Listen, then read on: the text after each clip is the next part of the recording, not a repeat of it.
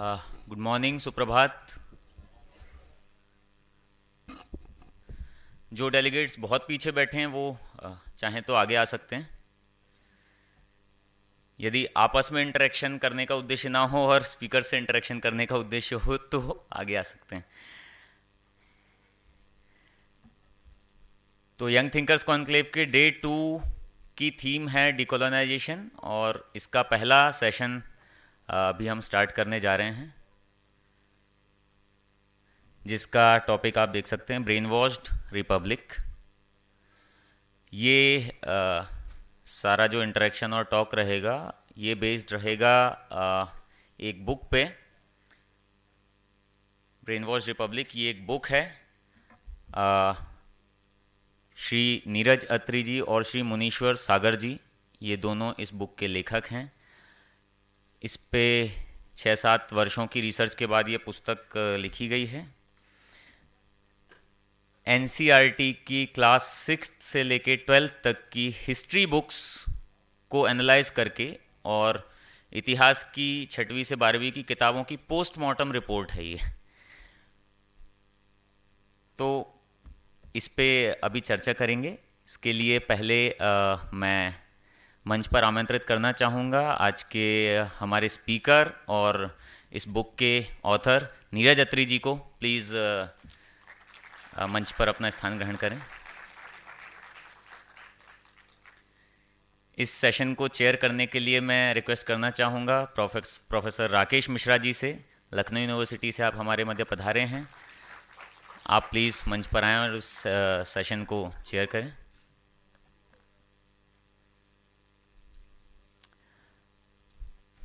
Introduction के बाद हम बुक रिलीज़ भी करेंगे, और बुक रिलीज़ में ज्वाइन करने के लिए मैं प्रोफेसर भरत गुप्त को मंच पर आमंत्रित करना चाहूँगा। आप प्लीज़ पैनल को ज्वाइन करें और बुक रिलीज़ करने में अपना।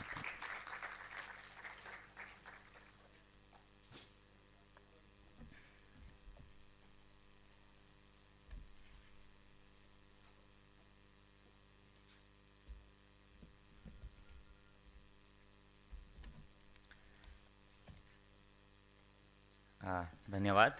अब मैं एक बार हमारे जो स्पीकर हैं उनसे परिचय करा देता हूँ। नीरज अत्री, आप चेयरमैन हैं national centre for historical research and comparative studies, और कंपैरेटिव रिलीजन्स में आपने स्पेशलाइजेशन किया है। वैसे कैरियर से आप एक फिजिसिस्ट हैं। विज्ञान के क्षेत्र में आपने काम किया है लगभग 2 डिकेड तक, और अभी और इसलिए हिस्ट्री को जब एक वैज्ञानिक इतिहास की बात करता है तो बहुत ही ऑब्जेक्टिव और क्रिटिकल माइंडसेट के साथ करता है। तो एक बहुत ही साइंटिफिक टेम्परामेंट से फिजिसिस्ट से लेके हिस्टोरियन तक की इनकी जर्नी रही है। मैं रिक्वेस्ट करूँगा यंग थिंकर्स फोरम की मेंबर सानिया खान जी से कि आप नीरज अत्री जी का स्वागत करें।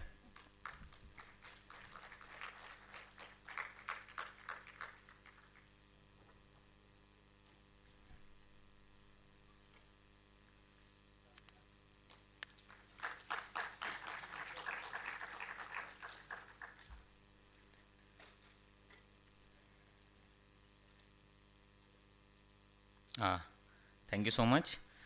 हमारे मध्य उपस्थित हैं प्रोफेसर राकेश मिश्रा। कल आपने रिफॉर्म एंड प्रोग्रेसिविज्म पे ग्रुप डिस्कशन भी आपका लिया होगा। आप लखनऊ यूनिवर्सिटी में प्राध्यापक हैं। 40 वर्षों का आपका टीचिंग एक्सपीरियंस है, अध्यापन का अनुभव है। आप पॉलिटिकल साइंस डिपार्टमेंट के हेड भी रह चुके हैं। 3 बुक्स के आप ऑथर हैं, political thought, Indian political thought, Dharma and polity. 40 से अधिक रिसर्च पेपर्स आपके पब्लिश हो चुके हैं। आप प्रेसिडेंट हैं कुमारस्वामी फाउंडेशन, आनंद कुमारस्वामी के नाम पे, यदि किसी ने पढ़ा हो। और मैं सर से रिक्वेस्ट करूंगा लास्ट में कुछ सजेस्टेड रीडिंग्स भी हमारे डेलीगेट्स के लिए बताएं। आप तत्व सिंधु जर्नल के एडिटर भी हैं जो लखनऊ से पब्लिश होती है, और कई सारी एकेडमिक बॉडीज़ के, यूनिवर्सिटीज़ के और इंस्टीट्यूट्स के मेंबर भी हैं। मैं निवेदन करूंगा शुभम चौहान जी से कि आज के सत्र की अध्यक्षता कर रहे प्रोफेसर राकेश मिश्रा जी का स्वागत करें।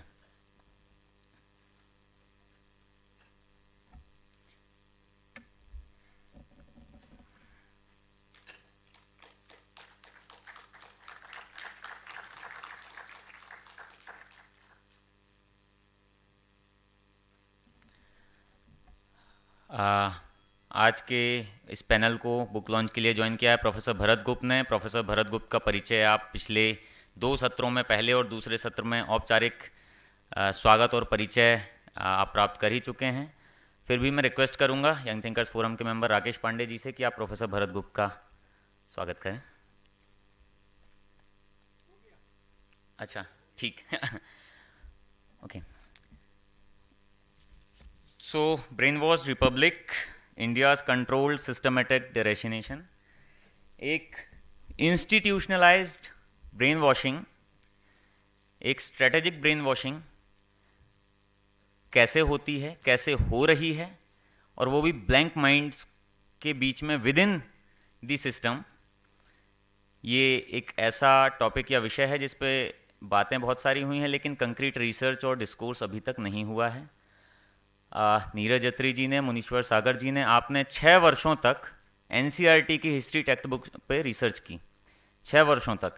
और उसके बाद उन हिस्ट्री टेक्स्ट बुक्स पे जो कंटेंट है उसके रेफरेंस और सोर्सेज जानने के लिए, जो कि मेंशन नहीं थे, 100 से ज़्यादा आरटीआई फाइल की। वो 100 से ज़्यादा आरटीआई फाइल की, अलग अलग स्टेटमेंट्स और अजर्शंस जो थे उनके फैक्ट चेक के लिए। क्योंकि आपने देखा होगा एनसीईआरटी या सीबीएसई से कितने लोग सीबीएसई से पढ़े, आपने हिस्ट्री टेक्स्ट बुक्स में किसी भी चैप्टर में कोई सोर्सेज या रेफरेंसेस नहीं होते हैं, वो सिर्फ कंटेंट होता है।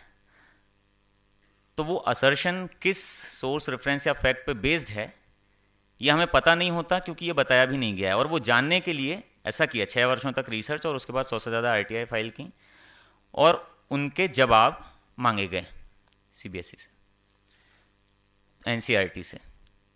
और वो जवाब संतोषजनक, जाहिर सी बात है अब वो संतोषजनक नहीं थे। फिर उसके बाद एक ऐसे अभी केस शायद ऑन गोइंग है, हो गया। उसके बाद ऐसा केस फाइल किया, पिटिशन फाइल की। तो ऐसा पूरा एक बहुत लंबा काम, पूरा रिसर्च बेस्ड काम आपने किया है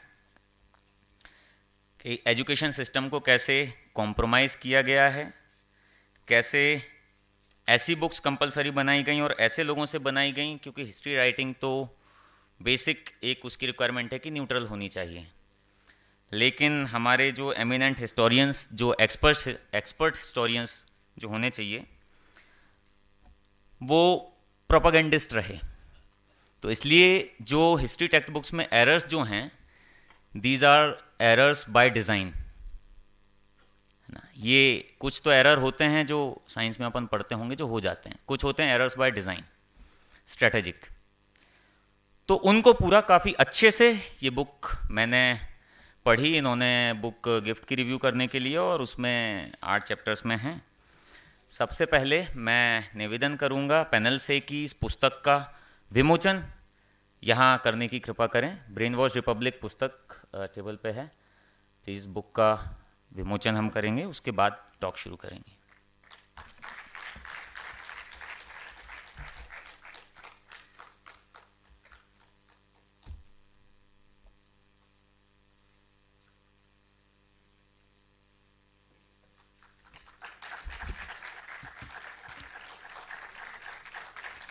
प्रेजेंटेशन का है ये रहना।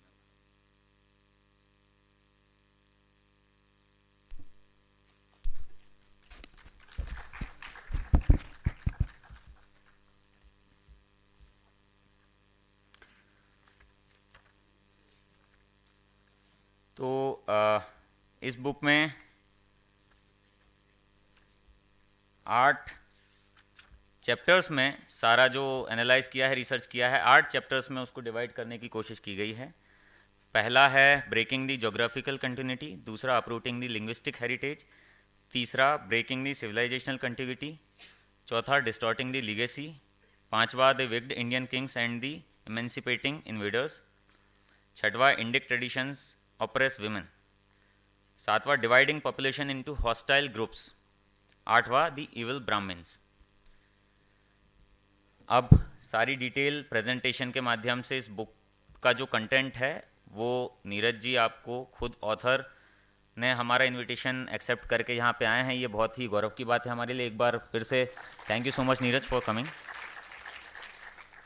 अब मैं रिक्वेस्ट करूंगा नीरज अत्री जी से कि प्लीज़ सेशन स्टार्ट करें।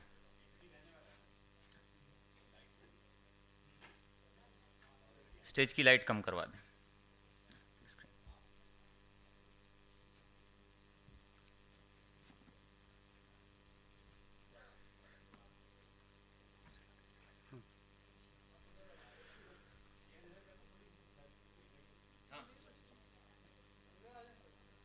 हाँ अभी। हाँ उतनी देर नीचे भी बैठ।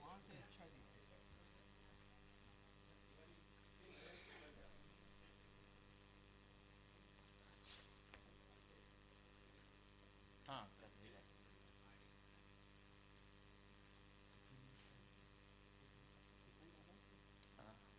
20 मिनट इंटरेक्शन के लिए निकाल सकते हैं। 40-20। 40 नहीं 20 मिनट।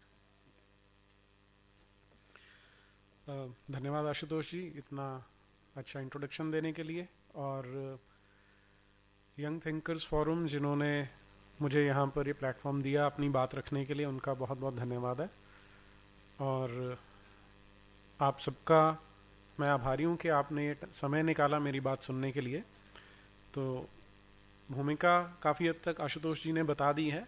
एक दो चीज़ें जो मैं ऐड करना चाहूँगा वो सिर्फ इतना सा है कि क्योंकि बेसिकली मैं फ़िज़िक्स पढ़ाता हूँ, हिस्ट्री से मेरा कोई लिंक नहीं था। तो जब मैंने इन्हें पढ़ना शुरू किया तो मेरे माइंड में डाउट था कि एज समबडी जो सब्जेक्ट से बाहर का है तो मैं उसका एक्सपर्ट नहीं हूँ। तो वो डाउट मुझे दूर करने थे।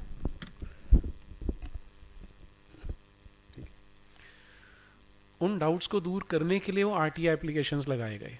सबसे पहले जो ये 6ठी से 12वीं तक की किताबें थी वो हमने पढ़ी, उनमें मार्क किया जो हमें लगता था कि डाउटफुल है या हम जिसमें क्लैरिटी चाहते थे, और फिर उनके लिए आरटीआई एप्लीकेशंस लगाए। 110 एप्लीकेशंस थी वो, 110 का हमें जवाब आया, और जवाब सबका सेम था, that we don't have any records available with the department.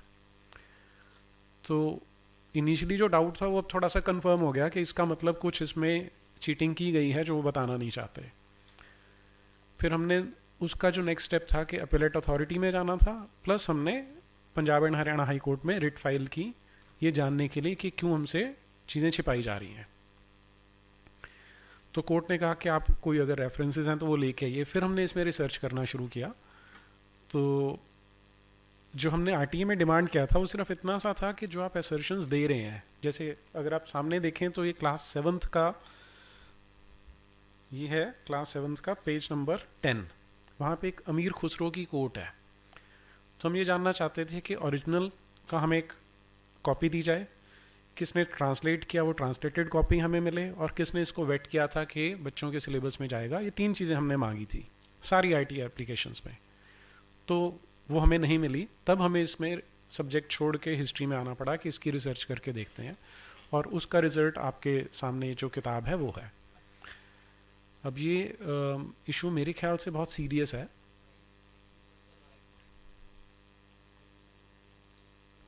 Lights देखें, अच्छा ये विजिबल नहीं होगा मेरे ख्याल से, ये लाइटें अगर बंद कर देंगे तो दिख जाएगा।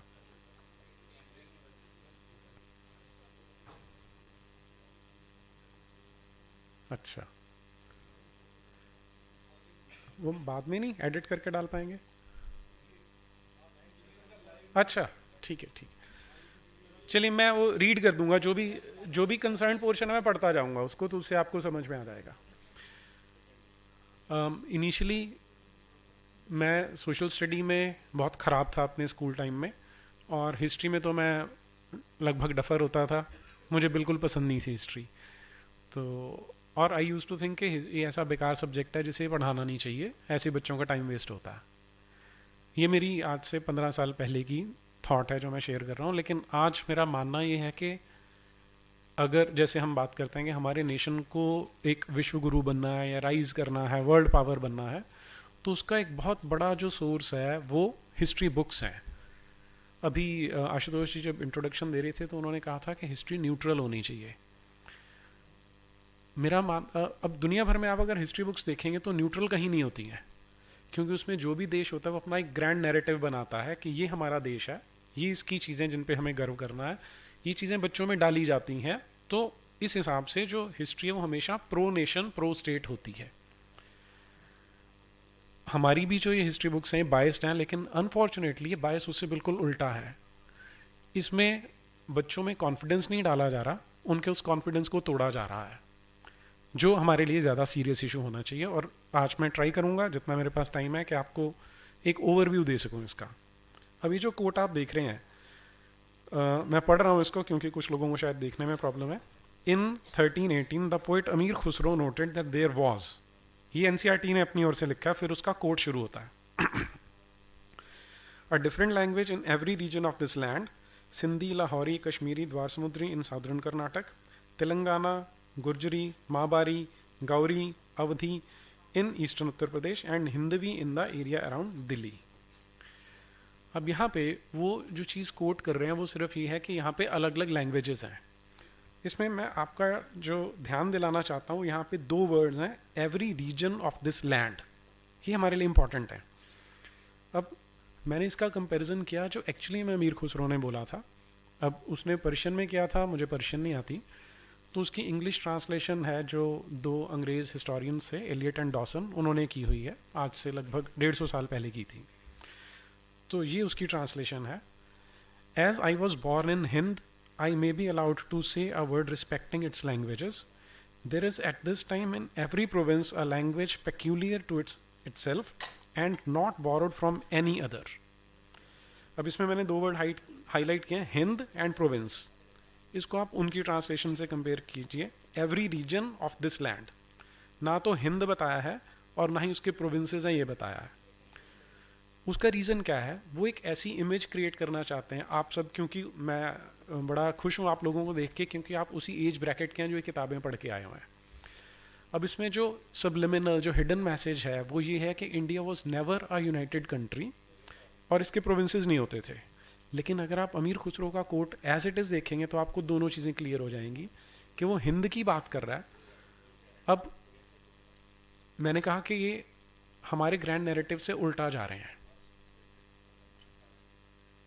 नॉर्मली ये कहा जाता है कि हमने देश को यूनाइट करके एक यूनाइटेड उसकी इमेज दिखानी है। यहाँ क्योंकि उन्होंने डिसजॉइंटेड दिखाना था, इसलिए इस तरह की वर्डिंग उसमें ऐड की गई है। अब उसके बाद उसने इस कोटेशन के बाद क्या लिखा था? These are all languages of Hind which from ancient times have been applied.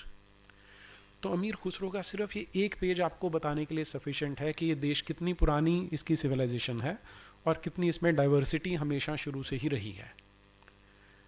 ये आपको एनसीईआरटी डिस्कोर्स में इससे उल्टा मिलेगा कि it was never a United country, हमेशा टूटा हुआ था, लोग आपस में झगड़ते रहते थे। अब उसके बाद ये जो कोट है, उसके बाद उन्होंने कोट को छोड़ के एनसीईआरटी ने अपनी कमेंट्री उसमें डाली है। Amir Khusro went on to explain that in contrast to these languages there was Sanskrit which did not belong to any region, it was an old language and, अब कोट शुरू होता है, common people do not know it, only the Brahmins do, unquote. यहाँ quote खत्म होता है। अब जो ओरिजिनल लिखा गया है वो आप देखिए क्या है। इसके पैरेलल में ओरिजिनल दिखा रहा हूं आपको। But there is another language more select than the others which all the Brahmins use, its name from old is Sanskrit. आप पहले तो आप वर्ड्स कंपेयर कीजिए कि उनको कोट हटा के अपनी कमेंट्री देने की जरूरत नहीं थी, वो एज इट इज डाला जा सकता था। लेकिन अगर वो एज इट इज डालते हैं तो उनको क्या चीज़ सफ़र करनी पड़ती है कि यहाँ पे संस्कृत की अप्रिसिएशन हो रही है, प्रेज की जा रही है। ये सेकंड वो फैक्टर है जो NCERT books deliberately negative connotations के साथ पेश करती हैं कि संस्कृत एक खराब लैंग्वेज है, आउटसाइडर्स की लैंग्वेज है, और जो संस्कृत लैंग्वेज है इसी के कारण बहुत सारे इल्स हैं सोसाइटी के अंदर कि वुमेन हैव बीन सप्रेस्ड, बहुत सारी चीज़ें संस्कृत के साथ एसोसिएट की हैं। तो इस एक कोट से आपको ये दो चीज़ें दिखेंगी, एक तो देश को तोड़ने की ट्राई की जा रही है, सेकेंडली संस्कृत को डिग्रेड करने की कोशिश की जा रही है।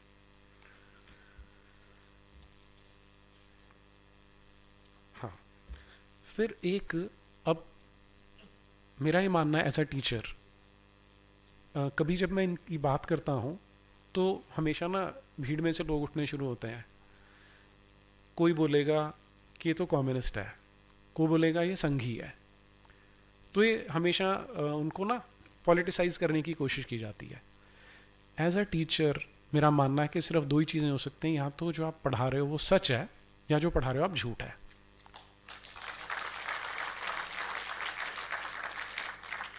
उसमें और कुछ ना हो सकता है ना होना चाहिए। लेकिन अगर आप झूठ पढ़ा रहे हो तो क्योंकि आप प्रोपेगेंडा करते हैं तो उसमें आपको साइकोलॉजी की टेक्निक्स लगानी पड़ती हैं। आप जब 6ठी से 8वीं क्लास में थे तो 13, 14, 15 साल के बच्चे होते हैं जो टीचर और बुक के वर्ड को एज इट इज़ एक्सेप्ट करते हैं कि सच है। अब अप्लाइड साइकोलॉजी का एक बड़ा बेसिक प्रिंसिपल है कि आप पहले कोई इन्फॉर्मेशन देते हैं स्पेशली बच्चों को, और फिर इमीडिएटली उस पर बेस्ड क्वेश्चन पूछते हैं। और क्योंकि इन्फॉर्मेशन आप अभी अभी दे के हटे हैं तो बच्चा उसका आंसर वही देगा जो आपने उसको इन्फॉर्मेशन प्रोवाइड की थी। और दूसरा इसमें जो फैक्टर आता है कि क्योंकि बच्चा उसको आंसर कर रहा है तो उसमें ओनरशिप आती है कि आंसर मैंने दिया था इसलिए मेरी नॉलेज है, मैंने कहीं से बाहर से नहीं ली। ये प्रोपेगेंडा टेक्निक एनसीईआरटी में पूरी बुक्स में आपको देखने को मिलेगी। अब ये जो अमीर खुसरो वाला कोट मैंने दिखाया उसके अगले पेज पे देखिए क्या है। ये राइट साइड पे पढ़िए, do you remember what Amir Khusro had to say regarding Sanskrit knowledge and Brahmins. Typical applied psychology propaganda technique है कि आप पहले गलत इन्फॉर्मेशन दें फिर उनसे क्वेश्चन पूछें ताकि वो पूरी तरह इंटरनलाइज हो जाए। इनफैक्ट ये जो मैं क्यों फिजिक्स से हिस्ट्री में गया, मेरे पास तो साइंस के बच्चे आते हैं, इंजीनियरिंग कॉलेजेस के बच्चे होते हैं, तो उनसे जब डिस्कशन होती थी तो बहुत बार उनके नोशंस बड़े गलत होते थे लेकिन बड़ी कन्विक्शन से होते थे।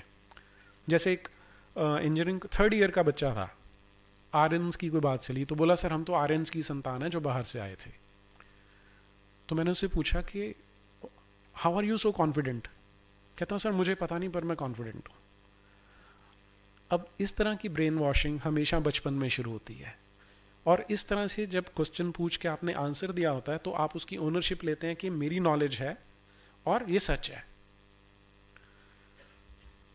ओके, अब ये फिर से क्लास 7th का ही कोटेशन है। मैं सिर्फ इसमें शुरू कर रहे हैं, take the term Hindustan for example, today we understand it as India the modern nation state. तो हिंदुस्तान की बात कर रहे हैं, हाईलाइटेड पोर्शन पे आता हूँ, but the term never included South India within it.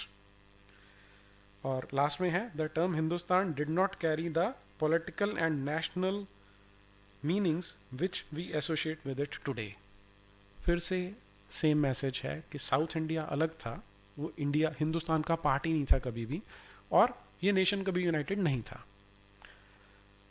अब अगर तो ये सच है फिर हमें इसको एक्सेप्ट करना चाहिए, लेकिन क्या ये वाकई में सच है? तो जब हम हिस्टोरिकल डॉक्यूमेंट्स देखते हैं, सबसे पुराना जो हिस्टोरिकल डॉक्यूमेंट हमें मिलता है वो था एक ग्रीक एम्बेसडर यहाँ आया था, उसने किताब लिखी थी जिसके हमें कुछ डॉक्यूमेंट्स मिलते हैं सिर्फ। लेकिन वो डॉक्यूमेंट्स में से भी जब हम इंफॉर्मेशन निकालते हैं तो बड़ा क्लियर है कि हिमालय से शुरू होता है और दक्षिण के हिंद महासागर तक जाता है। फिर उससे 1300-1400 साल बाद अल-बेरूनी आता है। अल-बेरूनी की किताब एज इट इज़ हमारे पास अवेलेबल है। वो क्या कोट करता है, लंबी कोटेशन है, टाइम कम है इसलिए मैं थोड़ा उसको रशन कर रहा हूँ, आप सिर्फ लाल वाला पोर्शन देख सकते हैं। One of these plains is India, limited in the south by the above mentioned Indian Ocean and on all 3 other sides by the lofty mountains, the waters of which flow down to it. और इसमें भी अगर doubt रह जाए तो and में क्या बताता है, the southern frontier of India is formed by the southern ocean. अब इससे ज़्यादा क्लैरिटी आपको नहीं चाहिए ये बताने के लिए कि southern India was always a part of Hindustan, India, Hind, एक ही चीज़ की बात करें जो साउदर्न टिप तक जाती है। और अगर आप इसको अमीर खुसरो वाले कोड से मैच करेंगे तो भी आप देख लेंगे, क्योंकि वो वहाँ भी तमिलनाडु की बात कर रहा है, कर्नाटक की बात कर रहा है, तेलंगाना की बात कर रहा है। लेकिन हमारे बच्चों को ये चीज़ें नहीं बता रही, आप लोगों ने नहीं पढ़ी होंगी ये चीज़ें, आपको यही बताया जाता है कि ये इस तरह से हुआ है। और इसी तरह के नैरेटिव्स हैं जिनसे आप देखते हैं कि ये ब्रेकिंग इंडिया फोर्सेस जो पैदा हो रही हैं, आपको पता है जो स्टूडेंट्स जेएनयू में या जादवपुर यूनिवर्सिटी में जो करते हैं, वो इसी तरह से उनकी ब्रेन वॉशिंग हुई है। वो एक्चुअली में वो विक्टिम्स हैं इस प्रोपेगेंडा के। दूसरी चीज़, एक चैप्टर पूरा डेडिकेटेड है बुक में कि किस तरह से आइडेंटिटी पॉलिटिक्स के बेसिस पे देश को तोड़ा जाता है। आप पूरा नैरेटिव देखें, कुछ हद तक ये जो नैरेटिव है वो लेफ्ट आइडियोलॉजी जो है, लेफ्टिस्ट जो है, उन्होंने बिल्डअप किया था। अब पता नहीं आप में से कितने लोग हैं जिन्होंने दास कैपिटल या कुछ मार्क्स के बारे में पढ़ा है? वाह, वेरी गुड, ओके, ठीक है जी, दैट्स गुड। अब पूरे का पूरा जो प्रेमाइस है दैट इज प्रेडिकेटेड, मतलब वो किस पे बेस्ड है कि आपकी जो पर्सनल आइडेंटिटी है उससे आपकी ग्रुप आइडेंटिटी ज़्यादा सुपीरियर है, और हमेशा से दुनिया हॉस्टाइल ग्रुप्स में बंटी रही है। एक ग्रुप हमेशा दूसरे से सुप्रीमेसी हासिल करने के लिए दूसरे को दबाता था, कुचलता था। वो मैन वर्सेस वुमन है, वो वाइट वर्सेस ब्लैक है, वो upper caste versus lower caste है, वो ब्राह्मण वर्सेस दलित है। ये नैरेटिव कम्युनिज्म ने बिल्ड किए हैं, क्योंकि उनका ऐसा मानना है कि ये जो हॉस्टाइल जो ग्रुप आइडेंटिटी है वो हमेशा सुपरसीड करती है। लेकिन मतलब ये इतनी स्टूपिड थॉट है कि व्हाट शुड आई से, कॉमन सेंस अगर किसी में जरा सी भी है तो 8-10 पेज पढ़ने के बाद समझ जाता है कि बेवकूफ बनाने की कोशिश की जा रही है। और जो हिस्ट्री है, पूरी की पूरी ह्यूमन हिस्ट्री है, वो इन चीज़ों को निगेट करती है कि कभी भी ग्रुप आइडेंटिटी इतनी सुप्रीम नहीं रही जितनी ये पिछले 150 साल में बनाई गई है। मतलब आप देखिए ना, मैन वर्सेस वुमेन, फेमिनिज्म की एक पूरी की पूरी वो खड़ी कर दी इन्होंने। हम देखते क्या है कि दोनों कॉम्प्लीमेंट्री हैं और दोनों ने मिलके कितनी लड़ाइयाँ लड़ी हैं, नहीं तो सर्वाइव करती है क्या ह्यूमन रेस? वो सर्वाइवल ही पॉसिबल नहीं था। अब यहां जो मैं आइडेंटिटी के साथ डिसआइडेंटिटी की बात कर रहा हूं, लड़ाने के लिए आपको क्या चाहिए? पहले तो एक ग्रुप को ये बताओ कि ये तेरी आइडेंटिटी है, फिर उसका एक आपको काउंटर खड़ा करना होता है, एक दुश्मन खड़ा करना है, सो कॉल्ड बैड गाय खड़ा करना है कि ये तेरी डिसआइडेंटिटी है, इसने तुझे कुचला था, इसने तुझे दबाया था, इसने तुझे मसला था, और इससे इसीलिए तो दुखी है। वो दुखी बेशक ना भी, उसको आप दुखी बना देते हो। वो बेचारा अच्छा भला होगा, लेकिन आप बोल रहे हो यार इसने तेरे ऊपर अत्याचार किए थे इसलिए तू दलित है, तू शोषित है। हिस्टोरिकल रिकॉर्ड्स नहीं मिलेंगे, लेकिन वो, और हमें भी मानने में मजा आता है, अपने आप को शहीद शो करने में मजा आता है कि हाँ हम बड़े अच्छे थे, मैं बड़ा अच्छा हूं, मेरे लिए कभी किसी ने कुछ नहीं किया। तो इसी प्रीमाइस पे सारी की सारी ये लेफ्ट आइडियोलॉजी बेस्ड है। अब उसको एक कैसे प्रमोट करते हैं? हाँ, एक चीज़ और, मैंने लेफ्ट का नाम लिया, ये बहुत सारे लोगों में एक मिसकंसेप्शन अभी भी है कि जो ये डिस्टॉर्शंस देखने को मिल रही हैं इसके पीछे लेफ्ट का बहुत बड़ा हाथ है। वो हाथ है, उसमें डिनाइल नहीं है, लेकिन एक नया ट्रेंड इन किताबों में है। जब से यूपीए ये जो बुक्स हैं 2006 में यूपीए ने लॉन्च की थी। अब मुझे ये पॉलिटिकली कहना पड़ता है क्योंकि अनफॉर्चुनेटली हमारे यहाँ एजुकेशन पॉलिटिक्स से कंट्रोल होती है, सेंट्रलाइज्ड सिस्टम है, तो पॉलिटिक्स का नाम आता है इसमें। अभी क्या हुआ है इन बुक्स के साथ, वो लेफ्ट वाला सारे का सारा पॉइजन तो एज इट इज है, लेकिन साथ में क्रिश्चियन मिशनरीज वाला एंगल इसमें ज़्यादा ऐड किया गया है। अब ये एक पोर्शन है, आप इसको पढ़ लें ज़रा। There were also others who question the injustices of the caste social order. During the course of the 19th century, Christian missionaries began setting up schools for tribal groups and lower caste children. These children were thus equipped with some resources to make their way into a changing world. आप एक एक word notice करें, Dalits, tribals, और उनको उठा कौन रहा है? क्रिश्चियन मिशनरीज उठा रहे हैं, जो सबसे अच्छे लोग होते हैं दुनिया के। फिर ज्योतिराव फुले आते हैं उसमें, उनके बारे में one of the most vocal amongst the lower caste leaders was Jyoti Rao Phule. Born in 1827, he studied in schools set up by the Christian missionaries. On growing up, he developed his own ideas. मतलब Christian missionary school में पढ़े हैं, लेकिन he developed his own ideas. क्या कमाल की चीज़ है। About the injustices of caste society, he set out to attack the Brahmins, claims that they were superior to others since they were Aryans. Phule argued that Aryans were foreigners. अब मैं इतने पे इसकी coat को रोकता हूँ। Aryan invasion theory सबने पढ़ी होगी। कितने लोग हैं जो जानते हैं आर्यन इन्वेजन थ्योरी के बारे में? ओके। कितने लोग मानते हैं कि सही है? कोई नहीं मानता। कमाल है, तो पढ़ के आए लेकिन मानते नहीं है, that's good. Yes, a big round of applause for all of you जो ये मानते हैं ऐसा। अब आर्यन इन्वेजन थ्योरी की खासियत क्या है और ये कास्ट पॉलिटिक्स की खासियत क्या है? हमारे देश का जो डिस्कोर्स है उसमें 3 बड़े बड़े आइकॉन्स आपको नाम दिखेंगे, ज्योतिराव फूले, पेरियार और बी आर अम्बेडकर। इन तीनों आइकॉन्स को खड़ा करके रखा जाता है कि ये वो आइकॉनिक फाइटर्स हैं जिन्होंने सो कॉल्ड ब्राह्मणों के अगेंस्ट खड़े होकर लोअर कास्ट का साथ दिया। मैंने तीनों का लिटरेचर भी पढ़ा है काफ़ी हद तक। जो डॉक्टर बी आर अम्बेडकर हैं, बाबा साहब अम्बेडकर, कई लोग उनकी कुछ कमियां भी निकालते हैं, होंगी, सब में होती हैं, लेकिन जो चीज़ मैंने देखी कि उनकी स्कॉलरशिप अनपैरेलल्ड है। जो लिखते हैं बड़ा सॉलिड है, विद प्रूफ है उसमें। मतलब वो जब एक बार फैक्ट दे रहे हैं तो आपको मानना पड़ता है कि उन्होंने काम करके लिखा है, ऐसे ही अपने आप से थ्योरी नहीं बनाई। वो अपने आप क्या बता रहे थे, तो क्योंकि वेस्ट में पढ़े थे, उन्होंने सारी अपनी स्टडी वेस्ट में की है, तो वो they used to appreciate western scholars, और करना भी चाहिए क्योंकि वहाँ की जो स्कॉलरशिप है, मुझे कई बार दुख से कहना पड़ता है कि हमारे यहाँ उस लेवल की रिगर, उस लेवल की स्कॉलरशिप अभी नहीं डेवलप हो पाई है। तो उन्होंने जब ये आर्यन इन्वेजन थ्योरी पढ़ी तो उन्होंने कहा कि वैसे तो वेस्ट के स्कॉलर्स ब्रिलियंट होते हैं, लेकिन इस केस में थ्योरी उनकी फेल हो जाती है। उन्होंने रीज़न भी बिल्कुल एग्जैक्ट वही दिया कि नॉर्मली वो क्या करते हैं, पहले रिसर्च करते हैं, फैक्ट्स इकट्ठे करते हैं और फिर उसको समझते हैं कि इसके पीछे क्या आइडियोलॉजी है, क्या थ्योरी है इसकी। लेकिन आर्यन इन्वेजन थ्योरी के केस में जो वेस्ट के स्कॉलर्स हैं उन्होंने उल्टा काम किया हुआ है कि पहले एक थ्योरी बना ली, फिर फैक्ट्स उठा के चूजन फैक्ट्स उसमें फिट किए हैं। और ये मुझे लगता है डॉक्टर भीमराव अंबेडकर की ही खासियत थी कि वो इतनी सॉलिडली, इतने कॉन्फिडेंस के साथ अंग्रेज़ों के होते हुए उनकी थ्योरी को निगेट कर पाए। लेकिन आज उन्हीं के नाम पे क्या किया जा रहा है। हमारे देश में जो सबसे बड़ी हिस्ट्री की स्कॉलर है वो कौन है? रोमिला थापर। अभी ये 2019 के इलेक्शन से जस्ट पहले एक इंटरव्यू दे रही थी टीवी चैनल पे। इंटरव्यू किसे दे रही थी? करण थापर को, जो अपना ही भांजा या भतीजा है। मतलब आप जर्नलिज्म के एथिक्स का अगर सत्यानाश करना है तो इन दो लोगों से ही कर सकते हैं।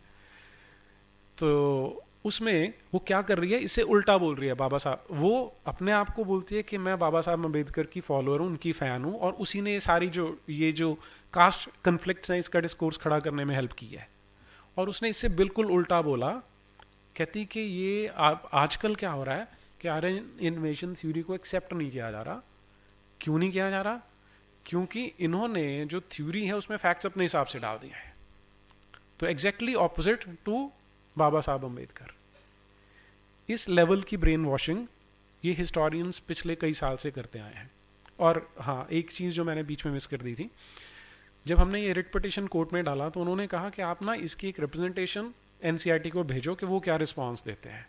हमने भेज दी उन्हें, तो फिर वो जवाब नहीं दे रहे थे। फिर उसके लिए भी हमें आरटीए लगाना पड़ा कि बताओ उसका हुआ क्या। तो उन्होंने बताया कि ये जो बुक्स हैं जेएनयू वालों ने बनाई थी, इसलिए हमने उनको भेजी हुई है। तो जेएनयू में इन्हीं साहिबा के आगे के जो जनरेशन हैं वो बैठी हुई हैं। ओके, अब ये सारी की सारी थ्योरी जो है मैं बिल्कुल मोटा मोटा उसमें बता रहा हूँ। ये ज्योतिबा फुले के बारे में। He set out to attack the Brahmins claiming that they were superior to others since they were Aryans. He said that these texts had been used to establish the authority of Brahmins over lower castes and domination of men over women. सारे का सारा आप वही देखेंगे, वैसा ही discourse चलेगा इसमें। दूसरे आते हैं पेरियार। पेरियार का भी सेम है। Brahmins were heirs of Aryan invaders from the north who had conquered southern lands from the original inhabitants of the region, the indigenous Dravidian races. They also challenged Brahmanical claims to power. Standard colonial template क्या था आज से 150 साल पहले? जब colonisation की जाती थी, वो डच थे या ब्रिटिश थे, जो भी जाते थे वहाँ पर, क्योंकि वो इंडिजिनस पॉपुलेशन को सप्रेस करते थे, तो अपनी इस जस्टिफिकेशन देने के लिए उनको सब जगह पे एक ही टेम्पलेट यूज़ किया उन्होंने कि हम कोई पहली बार थोड़ा है जो एग्रेसर आ रहे हैं। आपकी तो सीरीज ऐसी है कि आप हमेशा आप पे एग्रेशन होता रहा है। We are just the latest. जब अफ्रीका में गए थे तो वहाँ पे उनकी थ्योरी क्या थी कि जो यहाँ की पॉपुलेशन है इसमें अलग अलग ग्रुप्स हैं, और जो नॉर्थ में आए थे, नॉर्थ में गोरे आए थे, उन्होंने धक्का दे के जो पहले वाले काले थे उनको नीचे पुश करना शुरू कर दिया, फिर उनके साथ मिक्सअप होते गए। ये जो ऊपर से आए थे ये ज़्यादा स्मार्ट हैं, ये ज़्यादा कनिंग थे, इन्होंने उनकी महिलाओं का अपहरण किया, उनके साथ पॉपुलेशन बढ़ाई, इसलिए अब जो रंग है वो चेंज होता जा रहा है। और ये जो ऊपर से आए हैं इन्होंने लैंड पे कब्जा कर लिया और जो एक्चुअल काले थे उनको पुश करके नीचे पहुंचा दिया है। ये अफ्रीका की थ्योरी है।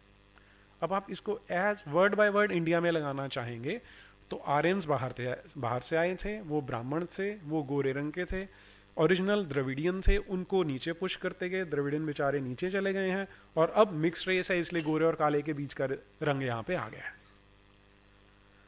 अब ये हमें यहाँ बैठ के थोड़ा फनी भी लगता है, लगना भी चाहिए, लेकिन इसके जो रिपरकशंस हैं वो बहुत सीरियस हैं। 1990s में रवांडा में एक जेनोसाइड हुआ था जिसमें लाखों लोग मरे हैं, कुछ दिनों के अंदर लाखों लोग मारे गए थे। वो जो पूरे का पूरा जो नैरेटिव बना था वो ऐसे ही हिस्ट्री बुक्स के थ्रू बना था। ये बुक में तो मैंने काफ़ी डिटेल में बताया कि किस तरह से जो डच थे उन्होंने ये सारे का सारा डाला। वहाँ पे दो ग्रुप से टूटसी और हुटसीज, टूटसीज और हुटूज, उनको भी ऐसे इन्होंने डिवाइड किया और फिर अल्टीमेटली उन्होंने मारना शुरू कर दिया कि ये तो बाहर के हैं, इनको मार दो। हमारे देश में जेनोसाइड क्यों नहीं हुआ? क्योंकि एक तो बहुत बड़ा देश है, दूसरा लोगों ने शायद उतना सीरियसली पढ़ा भी नहीं, और आप लोग एविडेंस दे ही रहे हो कि आपने इतनी इजीली इसको एक्सेप्ट नहीं किया है, तो इसलिए जेनोसाइड नहीं हुआ। लेकिन वो इंटेंशन इन किताबों में 100% वही है कि जेनोसाइड होना चाहिए। और वहाँ भी जो बहुत रिसर्च हुई है रवांडन जेनोसाइड के ऊपर, और वहाँ का जो स्कॉलर्स हैं उनका ये मानना है कि जो क्रिश्चियन मिशनरीज ने वहाँ पर जो थ्योरीज प्लांट की थी, they have resulted into this massive genocide. I think this should give us all of us an idea कि क्या करने की ट्राई की जा रही है यहाँ पे। एक और चीज़, ये सारी किताबें जो यहाँ के हिंदुस्तान के स्क्रिप्चर्स हैं उनको डिग्रेड करती हैं। वो डिग्रेड करने के मेथड अलग अलग हैं। जैसे यहाँ पेरियर के बारे में, had studied Sanskrit scriptures carefully, later he became a member of the Congress, उसे छोड़ देते हैं। लेकिन यहाँ ध्यान दीजिए, जहाँ भी कोई नेगेटिव चीज़ आ रही है वहाँ पे स्क्रिप्चर्स हैं और स्क्रिप्चर्स के साथ संस्कृत जुड़ा हुआ है।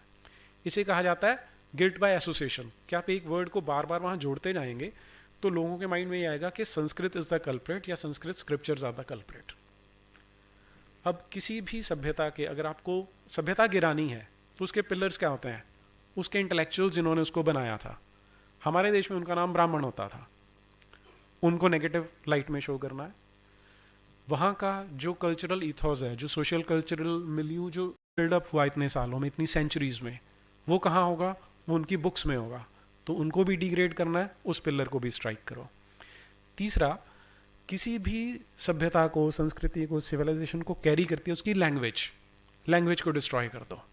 तो ये तीनों जो मेन पिलर्स हैं उनको डिस्ट्रॉय करने के लिए ये बुक्स बड़े स्पेशली जानबूझ के डिज़ाइन की गई हैं।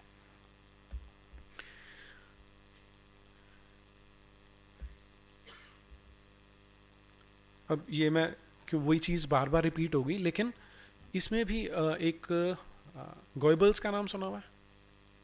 हाँ जी, नाजी था, बताएंगे कौन था? हाँ जी, बिल्कुल ठीक है जी, थैंक यू।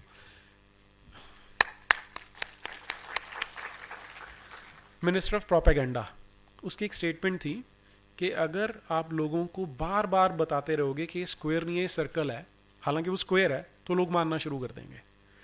तो ये रेपिटेशन हमारी किताबों में बहुत ज़्यादा है। आर्यंस बाहर से आए, आर्यंस आउटसाइडर थे और उन्होंने सत्यानाश किया। तो ये रेपिटेशन, ये अपने आप में एक और टूल होता है प्रोपेगेंडा का।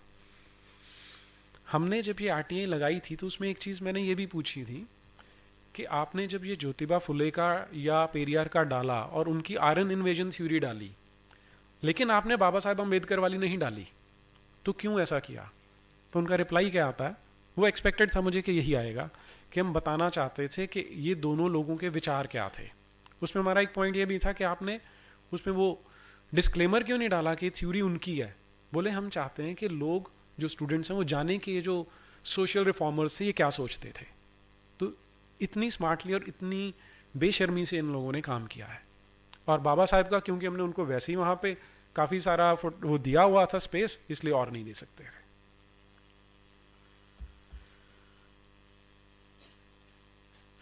अब जहाँ पर ब्राह्मण आएगा या संस्कृत आएगी वहाँ पे हमेशा नेगेटिव वर्ड्स होंगे। The emergence of large states changed the nature of Gond society. Their basically equal society gradually got divided into unequal social classes. Brahmins received land grants. Brahmins कौन है? आर्यंस, जो बाहर से आए थे, उनको लैंड ग्रांट्स मिल रही हैं. तो जो गॉन्ड्स हैं, गोंडवाना यहाँ पे आज हम मध्य प्रदेश में ही है, तो उनका ब्राह्मणों से कोई लिंक नहीं था. वो बाद में यहाँ पर ये हिंदुज़म की चपेट में आए हैं. सो कॉल्ड हिंदुज़म, जो टर्म यूज करते हैं वो सो कॉल्ड हिंदुज़म है. असम में अहोम्स के बारे में भी सेम है कि वो भी हिंदू नहीं थे, वो पता नहीं क्या थे. ये इन्फ्लुएंस ऑफ ब्राह्मण था जिसने उनको हिंदू बनाया.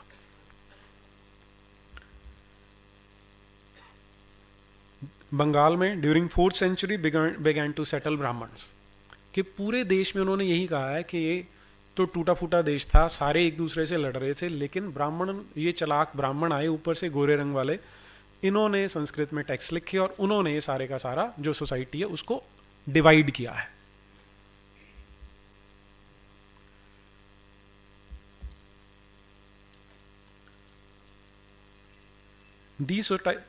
Most tribes had customs and rituals that were very different from those laid down by Brahmins. These societies also did not have the sharp social divisions that were characteristic of caste societies. इसमें एक चीज़ मैं और add करता हूँ. जब ये Christian missionaries ने अंग्रेज़ों के साथ मिलकर समाज को तोड़ना शुरू किया था, तब वहाँ पे ट्राइब्स को अलग बनाने की उन्होंने पहली बार इसको प्रपोजल दिया था 1881 में, इफ़ आई रिमेंबर करेक्टली, 1881 में. तो जितने सेंसस ऑफिसर जा रहे थे वो बार बार आके लिख के भेज रहे हैं कि ट्राइबल्स भी तो वही काम कर रहे हैं जिनको आप हिंदू बोल रहे हो, कि वही पेड़ की पूजा करते हैं, वही नाग की पूजा करते हैं, वही पत्थरों की पूजा करते हैं, कोई डिस्टिंक्शन तो है ही नहीं है. लेकिन बार बार हर सेंसस में इंसिस्ट किया जा रहा था कि तुमने इनको अलग शो करना है. तो जहाँ डिविजन्स नहीं है वहाँ पे क्रिएट करके दिखाओ और वर्ड्स लिखो शार्प सोशल डिविजन्स.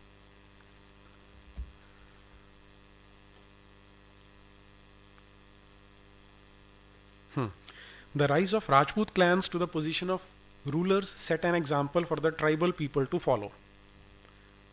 तो गोरे ब्राह्मण आए, उन्होंने पहले राजपूत बनाए, राजपूतों को राज दिया, तो ट्राइबल उनके पीछे पीछे लगे. Gradually, with the support of the Brahmins, many tribes became part of the caste system.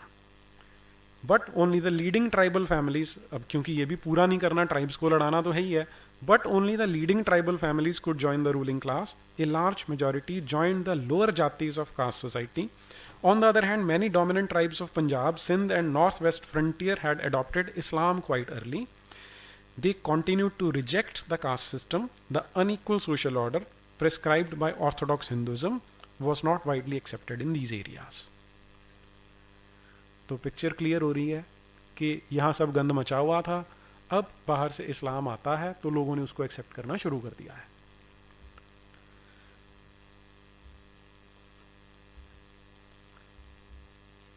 Okay, elephant in the room, सबने सुना होगा ये फ्रेज कि कमरे में कुछ लोग बैठे हैं, डिस्कशन तो कर रहे हैं कि प्रॉब्लम है, लेकिन इतना बड़ा हाथी है उसके बारे में कोई बात नहीं कर रहा. तो यहाँ हमारी हिस्ट्री बुक्स में 2 एलिफेंट्स हैं, उनको देखते हैं. ये क्लास 6 में आता है. Around 1400 years ago, Prophet Muhammad introduced a new religion, Islam, in Arabia. Like Christianity, Islam was a religion that laid stress on the equality and unity of all before Allah.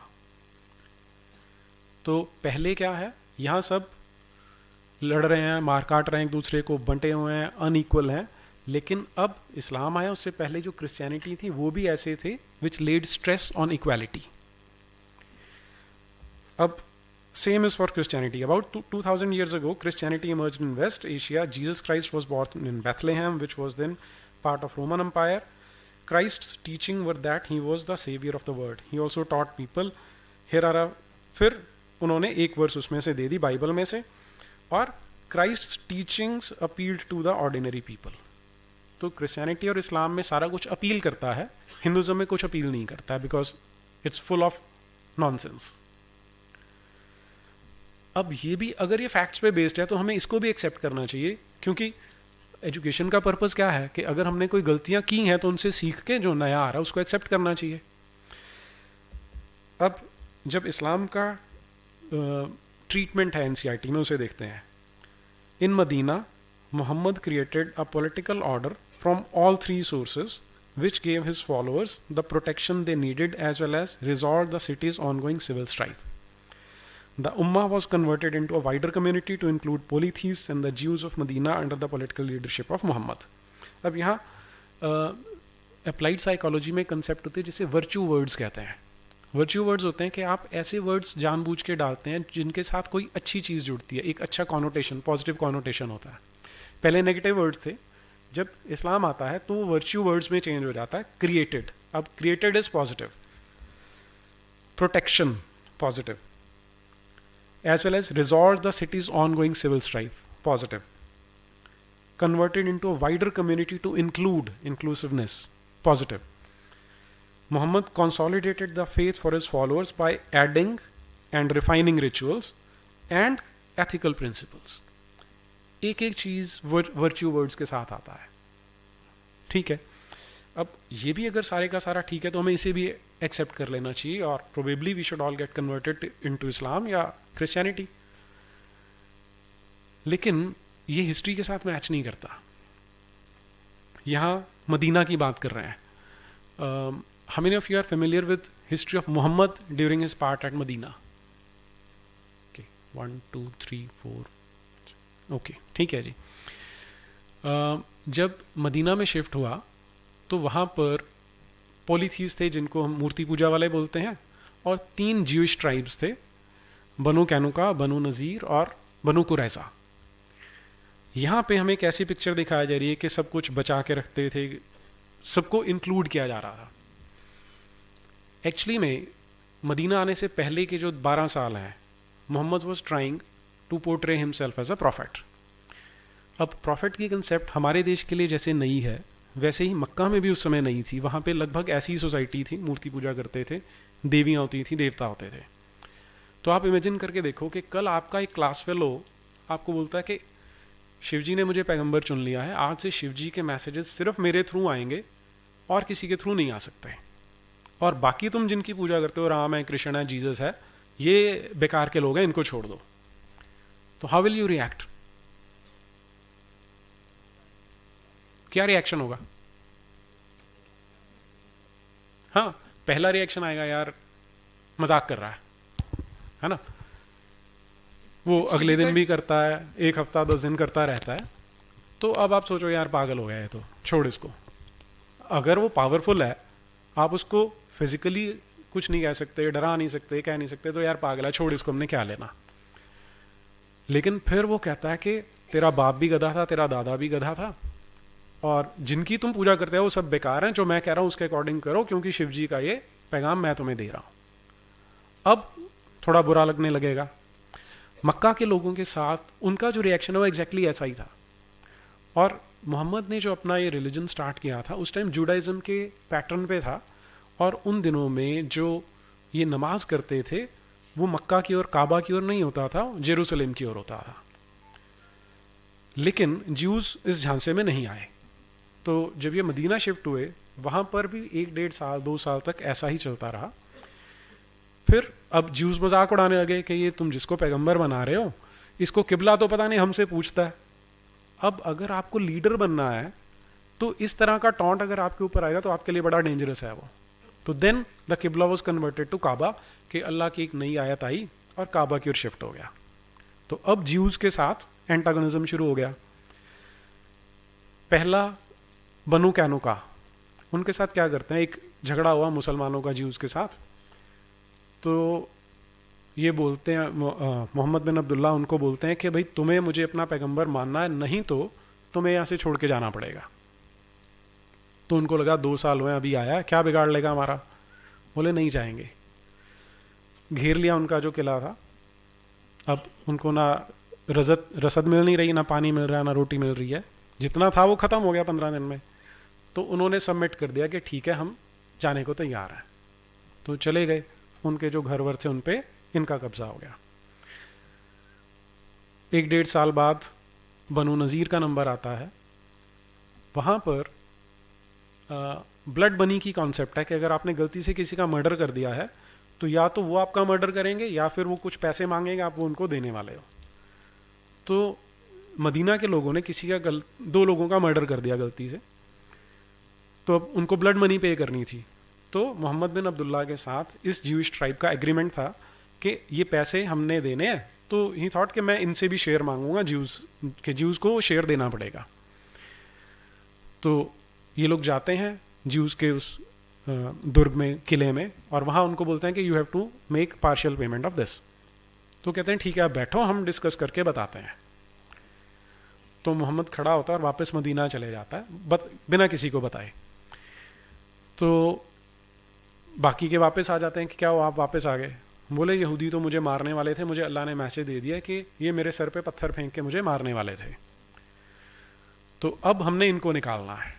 तो same ultimatum उनको दिया गया कि आपको 10 दिन के अंदर अंदर यहाँ से छोड़ के जाना है। वो भी वैसे ही थे, नहीं जाएंगे, तो वो भी किले में बंद हो गए, इन्होंने घेर लिया। अब ये वो पैटर्न है जो अगले 1400 साल तक वैसे ही चलता रहा है, तो आप उसको आज भी रिलेट कर सकते हैं। तो उन्होंने कहा नहीं जाएंगे, तो क्योंकि घेर रखा था, फिर अल्टीमेटली वो भी फ्रस्ट्रेट हो गए कि ठीक है हमें जाने दो।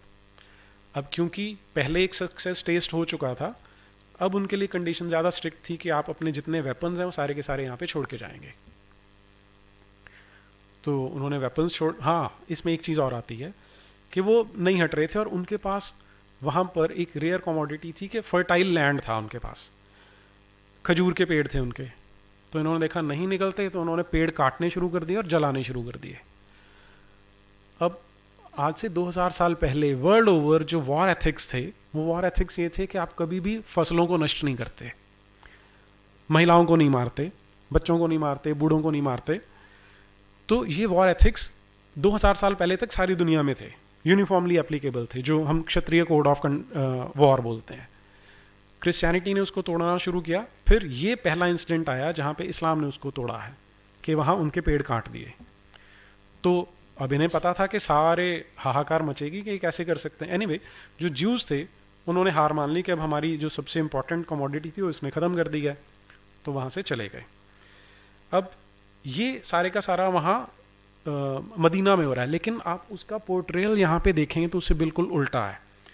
Adding and refining rituals and ethical principles, the community survived on agriculture and trade. Survived on agriculture and trade. ऐसे दिखाया जाता है बेचारे बड़े भोले भाले से गरीब से लोग थे जो सर्वाइव कर रहे थे जस्ट ट्रेड करके। As well as an arms tax zakat. अब हाँ आगे देखिए, in addition the Muslims organise expeditionary raids. कभी भी उन्होंने वहां पर जो उनका प्राइमरी काम था वो ये था कि कारवां लूट के उसको अपने आपस में बांट लेते थे।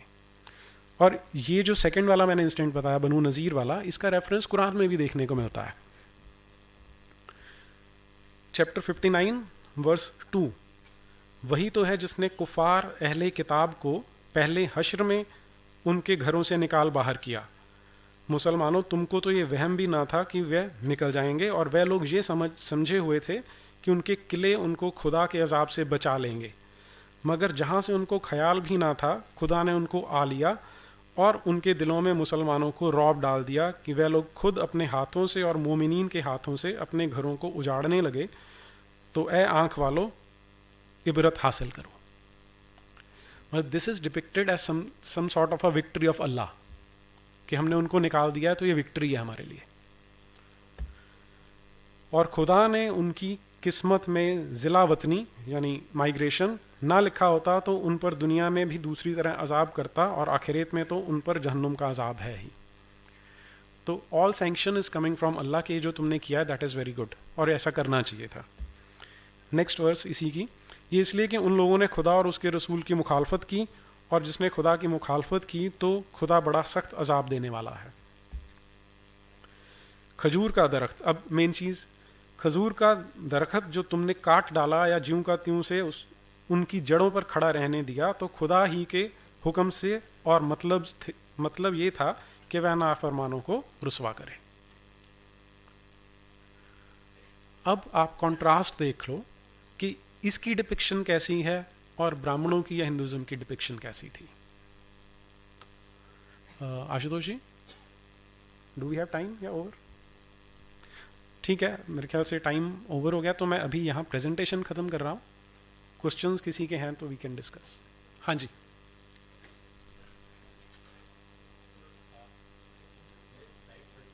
हम्म, कर सकते हैं, ठीक है। हाँ, उनको क्वेश्चन पूछ लेने दो, फिर करते हैं।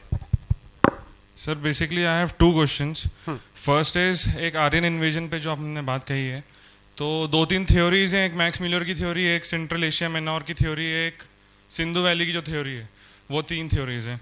एंड उसमें मुझे ये जानना है आपसे कि whether Aryan invasion was there और नॉट, आर वी आर्यंस और नॉट। एंड कल जो एक डे बिफोर यस्टरडे जो एक थ्योरी है, एक रिसर्च आई है, उसमें कहा है कि ईरानियन फार्मर्स जो थे वो नहीं आए थे, इंडिया में ही फार्मिंग हम लोगों ने सीखी है। तो डे बिफोर यस्टरडे ही एक रिसर्च आई है। My second question to you is that sir, जो हम क्रिश्चियनिटी की बात करते हैं तो उसमें भी थोड़ा सा विवाद है कि एक थ्योरी है किंग कॉन्स्टेंटाइन की, उन्होंने कहा है कि उन्होंने क्रिश्चियनिटी स्प्रेड की है। एंड एक थ्योरी ये कह रही है सर कि जीसस वॉज डिवाइन, एक थ्योरी कह रही है कि जीसस वॉज ह्यूमन एंड उनकी जो ब्लड लीनेज है उनको नाइट टेम्पलर्स ने डिस्ट्रॉय किया है। तो सर इन दो बातों पे मैं आपके विचार जानना चाहूँगा। ठीक है जी। दो चीज़ें हैं बेसिकली। पहला, जो आर्यन इन्वेजन थ्योरी की बात कर रहे हैं, उसमें इतना मास ऑफ एविडेंस इकट्ठा हो चुका है कि आर्यन, पहली बात तो आप वर्ड से ही देखो ना, आर्यन कोई वर्ड ही नहीं था, वर्ड तो आर्य है। इट्स लाइक सेइंग कि आज से अगर 5000 साल बाद कोई आज के नॉवल उठा के देखेगा तो बोलेगा कि जेंटलमैन नाम के कोई लोग होते थे क्या, है ना, कि लेडीज एंड जेंटलमैन बोलते थे, तो जेंटलमैन कोई लोग होंगे।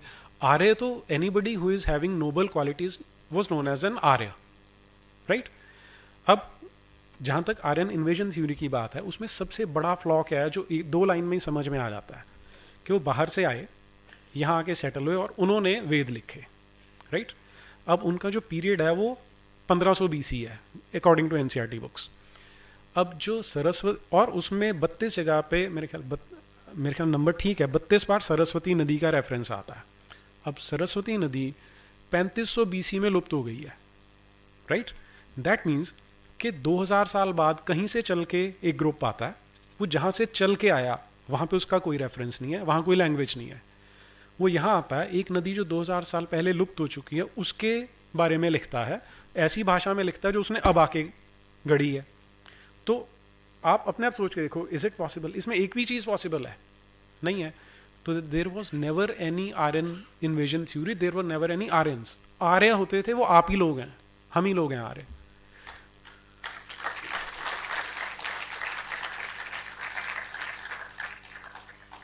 दूसरा, जीसस क्राइस्ट। जीसस क्राइस्ट के बारे में we have a large body of evidence that there was never ever any Jesus Christ.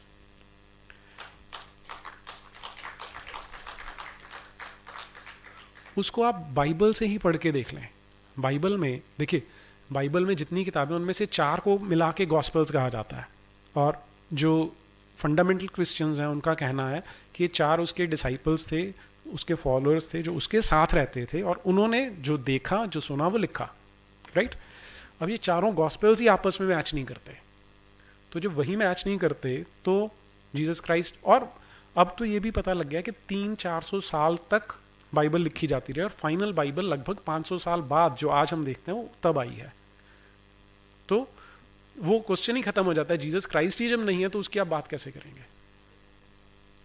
उसमें बिल्कुल ब्रीफ में 25 दिसंबर जीसस क्राइस्ट बर्थडे मनाते हैं, 3 दिन बाद रेजरेक्शन हुआ था 25 तारीख को, राइट। आप ऑब्जर्व करना शुरू करो, एस्ट्रोनॉमिकली देखना शुरू करो, अब दिन छोटे होने शुरू हो गए। सबसे छोटा दिन आता है 22 दिसंबर को। ड्यूरिंग फ्रॉम 22 जून टू 22 दिसंबर सन की जो राइज की पोजीशन है वो साउथ शिफ्ट होती जाती है। 22 दिसंबर को वो वहाँ पहुँचती है साउदर्न मोस्ट टिप पे, वहाँ रुकती है, 3 दिन तक ऐसा लगता है कि वहीं पे स्टेशनरी है, और चौथे दिन वो ज़रा सी वापस नॉर्थ को चलती है, राइट। तो ये जो एस्ट्रोनॉमिकल इवेंट है उसको उन्होंने ऐसे बना दिया, SUN सन ऑफ गॉड को SON सन ऑफ गॉड बना दिया, ठीक है। तो 22 तारीख को सन साउदर्न टिप पे पहुंचा, 3 दिन इट वॉज बरिड, चौथे दिन इट वॉज रेजरेक्टेड, क्योंकि वो नॉर्थ को शुरू हो गया, जिसे हमारे यहाँ उत्तरायण कहा जाता है, सॉरी ये मैंने मिक्सअप कर दिया, उत्तरायण नहीं है, कि मतलब एस्ट्रोनॉमिकल इवेंट है, यू कैन अंडरस्टैंड दिस, ठीक है। और दूसरी चीज़, ये जब इवेंट होता है तो सारे आसमान में कॉन्स्टलेशंस हैं, वहाँ पे जो कॉन्स्टलेशन है उसका नाम CRUX क्रक्स है, क्रक्स कॉन्स्टलेशन, लैटिन भाषा का वर्ड है, इसका मतलब ही क्रॉस होता है। तो buried on the cross for 3 days then resurrected, ये उसका मीनिंग है, right. Do we have 5 minutes? Should I मैं इसको खत्म कर दूं, फिर आप पूछ लेना क्वेश्चंस। ओके, अब ये 59 वर्स 6, ये बड़ी इंटरेस्टिंग है। जो जितने इस्लामिक इन्वेडर्स यहाँ भी आए हैं वो क्या कर रहे थे, वो इसी टेम्पलेट को फॉलो करते थे। टेम्पलेट क्या है, मोहम्मद के लाइफ टाइम में जब वो काफिरों को लूट के लाते थे, ये भी कुरान में आपको मिल जाएगा, 8वें चैप्टर की 41st वर्स है ये, कि अगर तुम काफिरों को लूट के लाते हो तो उनका माल आपस में बांट लो, लेकिन 20% वो पैगंबर का होगा। तो 20% शेयर फ्रॉम द वॉर बूटी, जिसे लूट का माल कहते हैं, वो माले गनीमत कहते हैं, वो मोहम्मद के शेयर में जाएगा। अब ये वाला जो पर्टिकुलर इंसिडेंट है बनु नज़ीर वाला, यहाँ पर उन्होंने कोई लड़ाई तो की नहीं थी, तो यहाँ पे जो अल्लाह का लॉ है वो क्या है, जो माल खुदा ने अपने रसूल को उन लोगों से बेलड़े दिलवा दिया उसमें तुम्हारा हक नहीं। किनका हक नहीं है? जो साथ में लड़ने वाले थे, क्योंकि तुमने उसके लिए कुछ दौड़ धूप तो की ही नहीं, ना घोड़ों से ना ऊँटों से, मगर खुदा ने अपने पैगंबर को जिस तरह चाहता है गलबा अता फरमाता है, और खुदा हर चीज़ पर कादिर है। तो क्योंकि तुमने लड़ाई नहीं की है इसलिए ये 100% मेरा है। जो 20% वाला है उसे खम्स कहा जाता है अरबी भाषा में, 20%, और इसे फाई बोला जाता है, कि जो बिना लड़े माल मिल जाएगा वो सारे का सारा पैगंबर के लाइफ टाइम में पैगंबर का होगा, उसके बाद वो खलीफा की प्रॉपर्टी बन जाती थी। तो जो माल खुदा ने अपने रसूल को देहात वालों से बेलड़े दिलवाया है वह खास खुदा और उसके रसूल और कराबतदारों और यतीमों और मोहताजों और परदेसियों का है, ताकि जो लोग तुम में से दौलतमंद हैं, मेन पॉइंट ये है कि वो सारे का सारा अब ऑक्यूपाई कर लिया मोहम्मद बिन अब्दुल्ला ने, उसमें से अपने लिए भी प्रॉपर्टी ले ली, अपने यारों दोस्तों को भी दे दी। और ये सारे जो इंसिडेंट्स हैं हमें ऐसे बताया जा रहा है, they were surviving on agriculture and trade. This is the contrast which we have to look very carefully. तीसरा जो कबीला बच गया था, बनु कुरैजा, तीसरा जो लास्ट ज्यूश कबीला था, उनके साथ क्या किया, उनको ऐसे ही घेर लिया कि तुम लोगों को जाना पड़ेगा। अब पहली बारी 100% जाने दिया था, दूसरी बार उनके वेपन्स रखवा लिए थे और उनकी प्रॉपर्टी पे कब्जा कर लिया था। तीसरी बार क्योंकि अब हर बार लेवल बढ़ेगा, तो the males were allowed to go, कि उनको बाहर आना है। वो सारे के सारे वहाँ मदीना के सेंटर में सबके गले काटे गए। नंबर वेरी करता है 600 से 900 के बीच में, एक ही दिन में सुबह सर गले काटने शुरू किए और शाम तक काटते रहे उनके। जो महिलाएं और बच्चे बच गए उनको गुलाम मंडियों में जाके बेचा गया। और जो सबसे सुंदर एक वहाँ पे ज्यूइश लेडी थी रेहाना, वो मोहम्मद बिन अब्दुल्ला के अपने हरम में आ गई। उसको बोला कन्वर्ट होगी तो शादी हो जाएगी, नहीं होगी तो सेक्स स्लेव बन के रहना पड़ेगा। And she lived as a sex slave of Mohammad bin Abdullah for her entire life. This is history, ठीक है। मैं जैसे पहले कह रहा था कि अगर तो ये सब ठीक है तो हम सारे कन्वर्ट क्यों नहीं हो जाते, लेकिन ये हिस्ट्री है उसकी। ओके, ये एक छोटा सा वो है पैराग्राफ है। उसने दिल्ली के, ये इब्न बतूता के बारे में, उसने दिल्ली के सुल्तान मोहम्मद बिन तुगलक के बारे में सुना था और कला और साहित्य के एक दयाशील संरक्षक के रूप में उसकी ख्याति से आकर्षित हो बतूता ने मुल्तान और उच्च के रास्ते होकर दिल्ली की ओर प्रस्थान किया। सुल्तान उसकी विद्वता से प्रभावित हुआ। ये पैराग्राफ मैं इसलिए हाईलाइट कर रहा हूँ, इसमें दो चीज़ें हैं।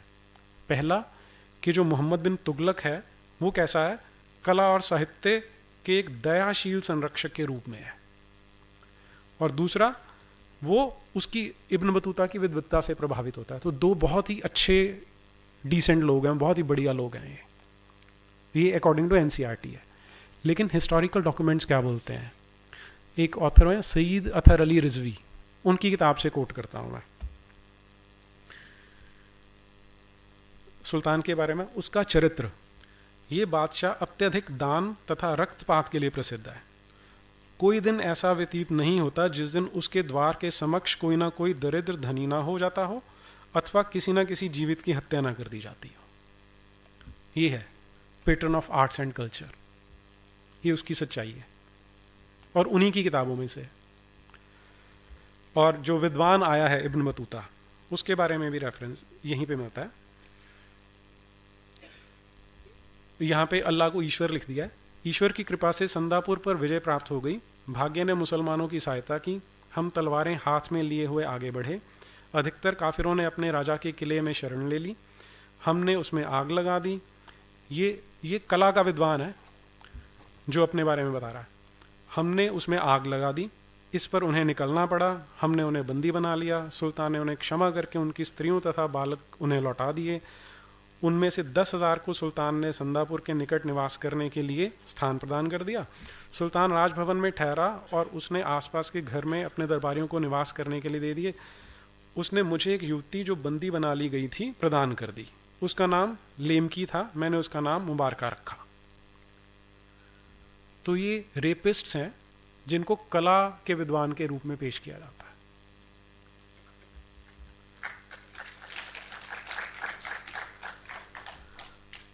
उस समय दिल्ली में कुछ काफिर बंदी स्त्रियां प्राप्त हुईं और वजीर ने उनमें से 10 दासियां मेरे पास भेज दी। मैंने उनमें से एक लाने वाले को दे दी। वह उससे संतुष्ट ना हुआ। मेरे साथियों ने उसमें से 3 युवतियां ले लीं। मुझे शेष के विषय में कोई स्मृति नहीं। लूट द्वारा प्राप्त दासियां इस देश में बड़ी सस्ती होती हैं। वे गंदी होती हैं और नागरिक सभ्यता से परिचित नहीं होती।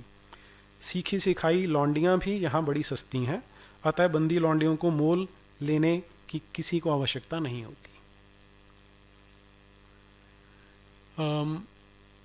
अभी रिसेंटली यूनाइटेड नेशंस में एक यज़दी लेडी ने बताया कि उनके साथ क्या किया जा रहा था।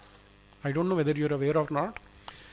ईरान इराक के पास सिंजर पहाड़ियाँ हैं जहाँ पे यज़दी लोग रहते हैं। ISIS वालों ने घेर के वहाँ पर जो मर्द हैं उनको मारते जा रहे हैं। ये स्टैंडर्ड टेम्पलेट है जो इस्लामिस्ट यूज़ करते हैं। और जो लेडीज़ हैं उनको किडनैप करके उनके रेप स्टार्ट कर देते हैं, उनको आपस में बांटना स्टार्ट कर देते हैं। ये पिछले साल की यूनाइटेड नेशंस में आपको स्पीच मिलेगी और ये 700 साल पुरानी मिल रही है। जो यज़दियों के साथ आज हो रहा है उसको 1000 से मल्टीप्लाई कर लेंगे तो हमारे देश में वो होता रहा है, कॉन्टिन्यूसली होता रहा है, जो नहीं बताया गया।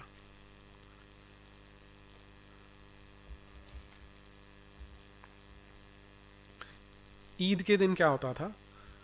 सर्वप्रथम काफिर राजाओं, हिंदू राजाओं की पुत्रियां जो उस वर्ष युद्ध में बंदी बनाई जाती हैं आकर नाचती हैं। तत्पश्चात वे अमीरों तथा मुख्य परदेशियों को प्रदान कर दी जाती हैं। इसके उपरांत अन्य काफिरों की पुत्रियां आकर नाचती गाती हैं। जब वे नाच गा चुकती हैं तो सुल्तान उन्हें अपने भाइयों, संबंधियों, मलिकों के पुत्रों आदि को दे देता है। सुल्तान यह दरबार असर की नमाज के पश्चात करता है। दूसरे दिन पुनः इसी प्रकार असर के उपरांत दरबार होता है। इसमें गायिकाएं लाई जाती हैं। जब वे नाच गा चुकती हैं तो सुल्तान उन्हें ममलूक के अमीरों को दे देता है। तीसरे दिन सुल्तान के संबंधियों के विवाह होते हैं। आप देखिए कितना पेनफुल है ये। मैं जब इनको पढ़ता था तो मैं कल रात शेयर कर रहा था, मैं रात को उठ के बैठ जाता था, नींद नहीं आती थी मुझे, कि इस तरह की चीज़ें हैं जो छुपाई जाती हैं। अब इसमें कई बार क्या होता है कि मुसलमानों के अगेंस्ट गुस्सा आ जाता है, लेकिन आप इसमें मुझे लगता है हमें उनको भी एज अ विक्टिम ट्रीट करने की ज़रूरत है, क्योंकि उनके दादा परदादा इन चीज़ों से डरते हुए या जिजिया टैक्स के अंदर आते हुए कन्वर्ट हो गए थे। और आज भी वो ये जो उनके मुल्ला मौलवी हैं उनके कब्जे से बाहर नहीं निकले हैं। उनको कुरान भी नहीं पढ़ने दी जाती। उनको बोलते हैं अरबी में। एक बच्ची थी, मेरी स्टूडेंट ही थी वो, तो कोई बात चली ऐसे ही कुरान पे, तो कहती सर आप ये कैसे किस बेसिस पे बोल रहे हो? तो मैंने उसे दिखाया, मैंने कहा तुमने पढ़ी है कुरान? कहती हाँ। मैं तुम्हें कुछ मिला नहीं उसमें? कहती नहीं सर। मैंने कहा क्यों? बोली हमें तो अरबी में पढ़ाते हैं। कि मैंने कहा अरबी में क्यों पढ़ते हो? कहते हैं मौलवी जी बोलते हैं कि अरबी में ही पढ़नी है। ये तो उन्हें भी पता है कि अगर इसको वो सच में पढ़ लेंगे तो ये एक बिल्कुल कॉमन सेंस की चीज़ है कि इसको कौन एक्सेप्ट करने वाला है। तो बजाय एंटागनिज्म के उनको अगर आप एक विक्टिम की तरह देखते हैं जो कि देखना भी चाहिए, तो वो ज़्यादा अच्छी एक अप्रोच हो सकती है इसमें। अभी मैं अपनी प्रेजेंटेशन यहीं पे बंद कर देता हूँ, ठीक है। हाँ जी, क्वेश्चंस कोई पूछने वाला? हेलो, हाँ जी, नमस्कार सर। सॉरी, वो पहले पूछ रहे थे। हाँ जी,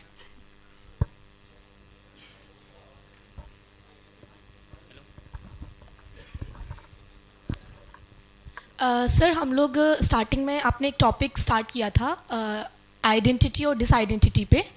तो उस आइडेंटिटी और डिसआइडेंटिटी पे जब हम बात कर रहे थे कि एनसीईआरटी में या जिन भी किताबों की आप बात कर रहे थे, वहाँ पे एक जो ब्राह्मण्स को लेके बात की जा रही है, या तो वो मैन ऑप्रेस्ड वुमन और ब्राह्मण्स ऑप्रेस्ड ट्राइबल्स, और इस तरीके का एक माइंडसेट रखने की कोशिश की है कि सभी लोग उसको मानने लगे। तो जब हम उस टाइम में जाएंगे तो क्या हम इस चीज़ को नकार सकते हैं कि वो नहीं हुआ था, मतलब मैन ऑप्रेस्ड वुमन या फिर ब्राह्मण्स ऑप्रेस्ड? मेरी कम्युनल विचारधारा बिल्कुल नहीं है, I am clearing you all left, तो बिल्कुल भी नहीं, कोई बात नहीं। लेकिन हमने वहाँ पे उस सेंटेंस को या उन दो सेंटेंसेस को कनेक्ट करने की कोशिश की कि वो लेफ्ट का कुछ था या फिर कम्युनल कुछ था। Okay. तो कोई भी इंसान जो ऐसे दो टॉपिक्स उठाता है जो वाकई में उस टाइम हो रहे थे, तो क्या हर उस इंसान को हम लेफ्ट कहें? क्या ये जस्टिफिएबल है? ठीक है, आई गॉट योर पॉइंट। बैठिए, देखिए, कहीं भी आप जब आप किसी भी सभ्यता को समझने की कोशिश करते हैं तो वहाँ दो चीज़ें आती हैं। सर अस्मा नाम है मेरा। सॉरी? अस्मा खान। ओके, इसमें दो चीज़ें आएंगी हमेशा, थ्योरी और प्रैक्टिस, है ना। तो पहली चीज़ होती है कि थ्योरेटिकली क्या किताबें इस चीज़ को प्रमोट करती हैं कि वुमेन को सप्रेस किया जाए और जो लोअर कास्ट है उनको सप्रेस किया जाए। मैंने बहुत कोशिश की इस तरह का लिटरेचर ढूंढने की, मुझे नहीं मिला, किसी टेक्स्ट में नहीं मिला, किसी स्क्रिप्चर में नहीं मिला। इसका काउंटर मुझे बहुत जगह पे मिला कि आज जैसे शूद्र की बात करते हैं, है ना, तो कहीं पर नहीं मिला कि शूद्र कौन है, कि लोअर कास्ट वाला है वो शूद्र है, ऐसी कहीं रेफरेंस नहीं आती। सबसे ज़्यादा किसको लताड़ा जाता है? मनुस्मृति को, है ना। अब मनुस्मृति के कोटेशंस क्या आते हैं कि अगर ब्राह्मण शूद्र की तरह व्यवहार करेगा तो वो शूद्र है, शूद्र ब्राह्मण की तरह व्यवहार करेगा तो वो ब्राह्मण है। तो it is based on ethics कि आप क्या करते हो, उसके आधार पे बेस्ड है। आप उसको फ्रीज कर दो कि भाई नहीं। अब पता क्या है, हम शब्दों में फंस जाते हैं। कास्ट शब्द कहाँ का है? हमारा तो शब्द ही नहीं है। कास्ट का मीनिंग तो होता है ब्लड लाइन, राइट? वो अंग्रेजों ने हमें दे दिया। हमारे यहाँ शब्द क्या था? वर्ण। वर्ण क्या क्या मतलब होता है? आप उसका वर्ण करें, आप चुन रहे हैं उसको। आप ऋग्वेद देखेंगे तो एक ही फैमिली में जुलाहा भी बैठा है, ब्राह्मण भी बैठा है और क्षत्रिय भी बैठा है। इस तरह के रेफरेंस आपको मिलते हैं। अच्छा, फिर ऑन द अदर हैंड आप क्या देखेंगे? रामायण, हीरो कौन है? क्षत्रिय। विलेन कौन है? ब्राह्मण। लिखने वाला कौन है? वाल्मीकि। तो आपको कहां दिख रहा है? वाल्मीकि को हम ऋषि कहते हैं, रावण जो ब्राह्मण था उसे हम राक्षस कहते हैं और उसका पुतला जलाते हैं। इन चीजों को देखो, आप अपने आसपास देखो क्या दिख रहा है। महाभारत जो हीरो है कृष्ण, वो कौन है? ग्वाला, राइट? मार किसको रहा है? क्षत्रियों को। और लिख कौन रहा है? वेद व्यास, जो मछुआरी का बेटा।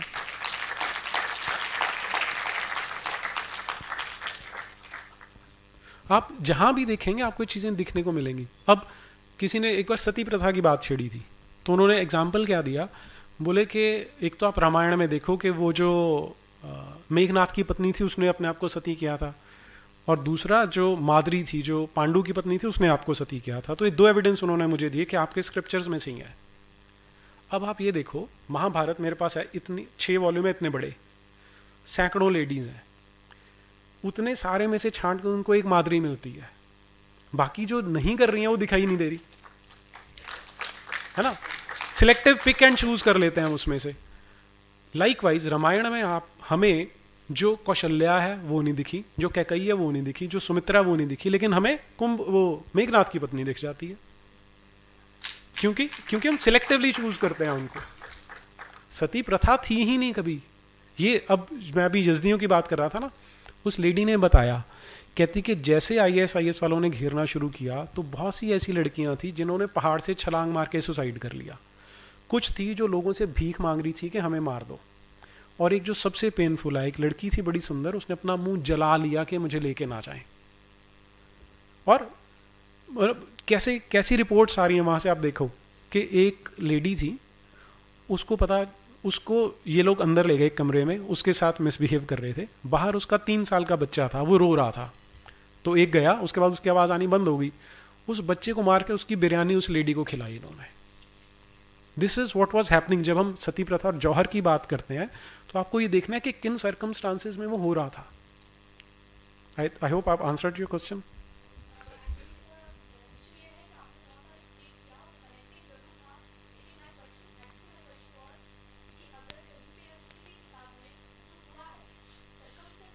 बेटा अगर हुआ हो तब ना, अगर हुआ हो तब।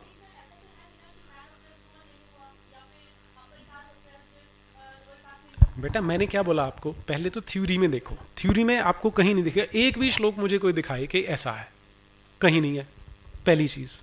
ठीक है। दूसरा, अब मैं ना अपने आप को एक एविडेंस मान के चलता हूँ। मैं चंडीगढ़ में जन्म हुआ था, वहाँ पला पड़ा हूँ, मैंने कभी किसी मंदिर में नहीं देखा, ना ही कभी किसी की कास्ट पूछी, ना जाति पूछी कि कौन है या क्या है। वो मैं, हो सकता है मैं एक्सेप्शन हूँ, आई डोंट नो। लेकिन जब आप मैन वर्सेस, अब आप देखो कि जितने समाज ऐसे हैं जो देवी भी है, जिनमें देवता भी है, वहाँ पे आपको ये वुमेन ऑपरेशन देखने को मिलता ही नहीं है। आप अपने चारों तरफ नज़र दौड़ाओ ना, मेरी पत्नी का फ़ोन आ जाता है कि कहाँ रह गए हो, मैं बोलता हूँ आ रहा हूँ भाई, आ रहा हूँ, है ना। वो एथोस हमारे देश में चलता आ रहा है। और अब थ्योरी और प्रैक्टिस, थ्योरी में कहीं नहीं है, प्रैक्टिस में कोई कर रहा है। इट्स लाइक मैं फिजिक्स पढ़ाता हूँ, ठीक है, मैग्नेट के नॉर्थ और साउथ पोल्स होते हैं, मैं उनको बोलूँ नहीं ये ईस्ट और वेस्ट पोल्स होते हैं, तो गलती मेरी है, वो फिजिक्स की किताब की गलती नहीं है, ना उन प्रोफेसर्स की गलती है जिन्होंने किताब लिखी है। तो अगर किताब में नहीं है तो अगर कोई कर रहा है तो इंडिविजुअल की गलती हो सकती है, वो पूरी सोसाइटी की गलती नहीं हो सकती, वो किताब लिखने वाले की गलती नहीं हो सकती। I hope now it is clear.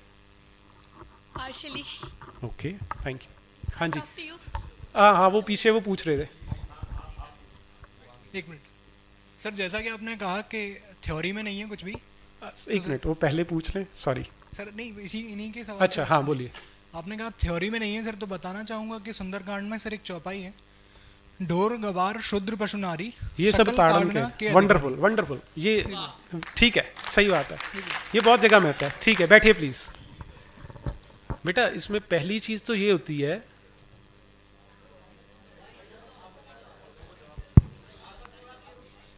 सबसे पहली चीज इसमें ये है कि डायलॉग जो बोला वो किसने बोला, है ना, किसने बोला, अकॉर्डिंग टू यू किसने बोला? नो अरे यार तुलसीदास जी ने तो फिर उन्होंने, हाँ तुलसीदास जी ने तो पूरी किताब लिखी ना। इट्स लाइक देखो रामचरितमानस का सुंदरकांड की चौपाई हाँ है। हाँ ठीक है, आप सीता का चरित्र पढ़ेंगे रामचरितमानस में, तो उसको पढ़ के देखिए। अब जब आप एक स्टोरी बनाते हैं उसमें विलेन भी एक डायलॉग मारता है कि मैं तेरा खून पी जाऊंगा, है ना, तो आप बोलो ये तो सारे खून पीने वाले लोग थे, वो बोल कौन रहा है आप ये तो देखो। अब एक स्टोरी में नैरेटिव जब बनता है तो ये सागर का डायलॉग है और वो साथ में ये भी बोल रहा है कि मुझे तो कम बुद्धि है, मैं तो इतना ही जानता हूं। वो रामचंद्र जी नहीं बोल रहे, वो तुलसीदास की अपनी स्टेटमेंट नहीं, उनका अपना थॉट नहीं है। आपको इन द पूरे कॉन्टेक्स्ट में देखनी पड़ेगी ना चीज। ठीक है, आई होप क्लियर हो गया। हाँ जी, उधर वो सर सॉरी, मैं बीच में इंटरप्ट करना चाहता हूँ, मैं जी। नंबर माइक मेरे पास है इसलिए। हम्म।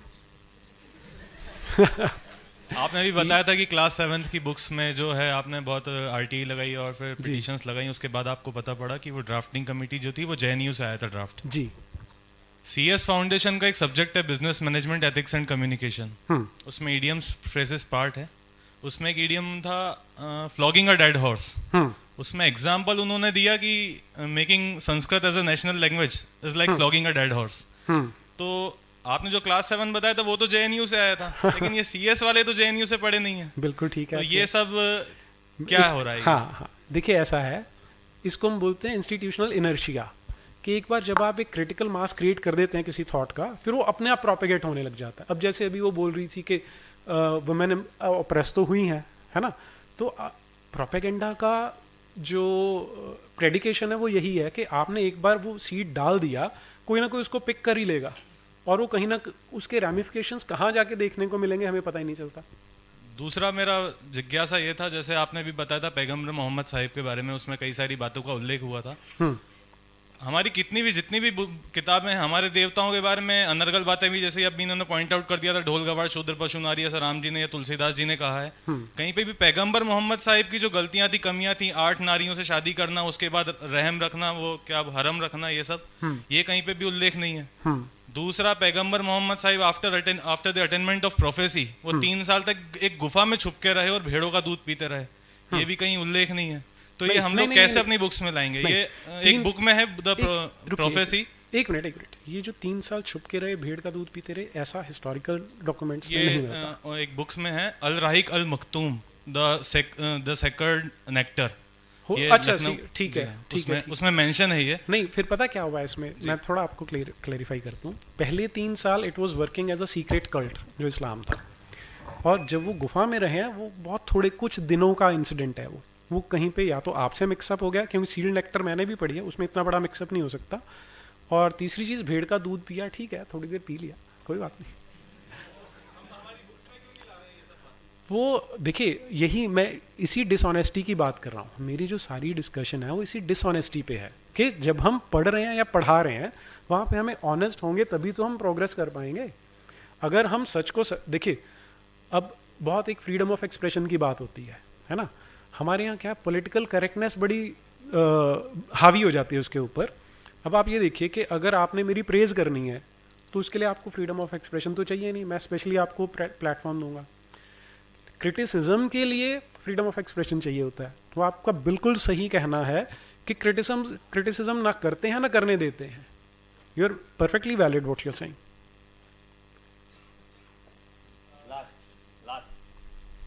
Last, that's me, right? Okay. Thank you, sir. Thank you for the very interesting talk. Thank you. I have a couple of questions, और उसमें से पहला ये था कि how do we trust any source that we talk of? I mean, if I talk of the Holocaust, we have pictures and videos, but text, I mean, how do we even trust? I mean, one person could talk of one text and another could talk of another text. So, and the second question is, why is it even necessary today to talk of the 12th and 13th century and these Wonderful. texts? I mean, Very good. Very good. why do we even bring it? Organized religion is, I don't think, even necessary to talk of in this date in 2019. Okay. I think we have much better things. I think climate change is something that needs everyone's attention. It could end our society in 100 years. I've got your question. Yeah. You have 2 questions, है ना? Yes, First sir. question was? The first question was, how can we even trust any of the हाँ, textual बिल्कुल sources ठीक, that बिल्कुल we talk ठीक, of? ठीक है जी। अब ये क्वेश्चन बिल्कुल वैलिड है आपका। जब ना होलोकॉस्ट हो के हटा था, तो I am forgetting the name, Oppenheimer था या कौन था, उसने उसको ओपन कर दिया था फॉर ऑल द जर्मन। उसने बोला आओ और यहाँ आके फोटोग्राफ्स लो, नोट्स बनाओ, सब कुछ लिखो। तो किसी ने पूछा आप क्यों कर रहे हो? उसका आंसर था, tomorrow some bastard will stand up and say it never happened. ठीक है, तो यहाँ हमारे पास तो इतने सारे बास्टर्ड्स हैं जिन्होंने होने ही नहीं दिया, जो कह रहे हैं कि इट नेवर हैपेंड, है ना। अब मैं तुम्हारे क्वेश्चन का आंसर देता हूँ कि किसको ट्रस्ट करें। The question is, the answer is, we have to create our own parameters for checking and balancing. जो मैं आपको सोर्सेज कोट कर रहा हूँ वो मुस्लिम हिस्टोरियंस के मैंने जानबूझ के इसीलिए लिए थे कि क्वेश्चन इन आउट है, क्योंकि मैं किसी भी संस्कृत स्कॉलर का दूंगा तो क्वेश्चन उठेगा ये तो ब्राह्मणवादी है। दैट इज़ वाई मैंने सैयद अतहर अली रिजवी की किताब उठाई, कुरान उठाई, कि आपको उनसे क्लैरिटी हो जाएगी कि इसमें सच क्या है और झूठ क्या है। तो एटलीस्ट आप जैसे एक कहीं पे पहले भी किसी ने क्वेश्चन पूछा था कि तब महमूद गजनवी का रेफरेंस आ रहा था कि एक ने ये बोल दिया, दूसरा रोमिला थापर उसको भी डिफेंड करती है कि उसने ठीक किया था या उसने किया ही नहीं था। अब हमारे पास कम से कम 6 इस्लामिक स्कॉलर्स की किताब है जो बता रहे हैं कि उसने सोमनाथ का मंदिर तोड़ा, और गर्व से बता रहे हैं कि तोड़ा। ठीक है, तो they are taking pride in it. तो एटलीस्ट हम उनको तो ट्रस्ट करेंगे। जब वो पावर में थे, जब आदमी पावर में होता है ना, तो उसको इतनी एरोगेंस होती है कि उसको लगता है कि मैं कुछ भी बोल सकता हूँ। तो उन्होंने लिखा है उस टाइम पे। और second part was, And how Why is do we this- need? So Yeah, why do we why need? do Very we good. need to talk हाँ, of the 16th बिल्कुल and ठीक है. 17th मैंने आपको century? अपनी journey बताई थी ना. फिजिक्स पढ़ाता था, मेरा कुछ लिंक ही नहीं था इन चीज़ों से, ना तो मुझे रिलीजन से कुछ लेना देना था, और मुझे पता नहीं था कि हिंदुज़म में. आज भी मैं मंदिर कितनी बार गया हूँ अपनी लाइफ में, शायद 10 बार मंदिर गया हूँ बचपन में. ठीक है, तो I did not have anything to do with religion and I use to think this is something very outdated, 21st century में होना ही नहीं चाहिए. लेकिन अगर हम सोचते हैं कि हमारे चाहने से, हमारे आंख बंद करने से बिल्ली चली जाएगी, तो ऐसा नहीं होगा. दो प्रोफेटिक रिलीजन्स हैं, Christianity and Islam. They have an avowed objective of converting the entire world into their kind of ideology. And they are working at it 24 hours a day, 7 days a week, 365 days a year. उन्होंने ये काम करना है. एक ने सारे के सारे संसार को दारुल इस्लाम बनाना है, दूसरे ने किंगडम ऑफ हेवन बनाना है. आप ये सोचेंगे मुझे क्या लेना है, तो आज तो आप भोपाल में बैठे हैं, बच जाएंगे. लेकिन आप कश्मीर में बैठे होते तो आप नहीं बचते. दैट्स ट्रू सर, पर एक सोल्यूशन ये हो सकता है कि हम अपने रिलीजन को प्रोटेक्ट करें, और एक ये हो सकता है कि हम एथियज्म की तरफ मूव करें. मैं ये नहीं कह रहा हूँ, आई एम एब्सोल्युटली ओपन किसकी टू तरफ मूव पीपल करें? फॉलोइंग अ किसकी रिलीजन. तरफ मूव करें? Atheism की तरफ. Why do we Okay, need to okay. talk of this? ठीक है, We can. ठीक है. We have much important things to talk of. I personally believe, sir. I'm sorry if I offend anyone. नहीं else. नहीं नहीं, important things पता क्या होता है, हर एक की अपनी अपनी प्रायोरिटी होती है. एक आपकी इंडिविजुअल प्रायोरिटी होगी, एक आपकी कलेक्टिव प्रायोरिटी होगी. दो अलग चीज़ें हैं वो. अब जब आप एथीज्म की बात करते हैं, तो हिंदुइज्म से ज़्यादा एथीज्म भी नहीं मिलेगा आपको कहीं पे. मैं जानना चाहता था कि रिलीजन की डेफिनेशन क्या होती है और धर्म की डेफिनेशन क्या होती है. यहाँ भरत गुप्त जी बैठे हैं, वो शायद ज़्यादा कोट कर पाएँ इसको. धर्म की मैंने 3 अलग अलग डेफिनेशंस देखी थी. एक महाभारत से, एक भगवत गीता से, और एक मनुस्मृति से. तीनों में क्या आता है कि आपका उसमें कहीं पे भगवान नहीं आ रहा, कहीं पे पूजा भी नहीं आ रही, वो आपके एथिक्स पे, सारा कुछ आपके एथिक्स पे है. अब मैं वो 8 वर्ड्स नहीं जानता संस्कृत वाले क्या है, लेकिन वो यही आता है कि उसमें गॉड जैसी कोई चीज़ ही नहीं है. तो if you are saying atheism, Hinduism is 100% compatible with atheism also. जिसे आप हिंदुइज्म कह रहे हो, एक्चुअली तो हिंदुइज्म भी कुछ नहीं होता. There is nothing known as Hinduism. I mean, by concept it is, sir. But I personally believe that us Hindus are not like that. I'm myself born Hindu. Us Hindus are not like that. Every religion has some or the other problem with other religions. If नहीं, we नहीं, remove नहीं, this whole जी, concept, we will एक minute. be so देखो. our mind will be so free to focus on important things. मेरे को ऐसा लगता है. इसमें 2 चीज़ें आएंगी. एक जो आप बोल रहे हो, it will be free to do a lot of things, 100% agreed, no doubt.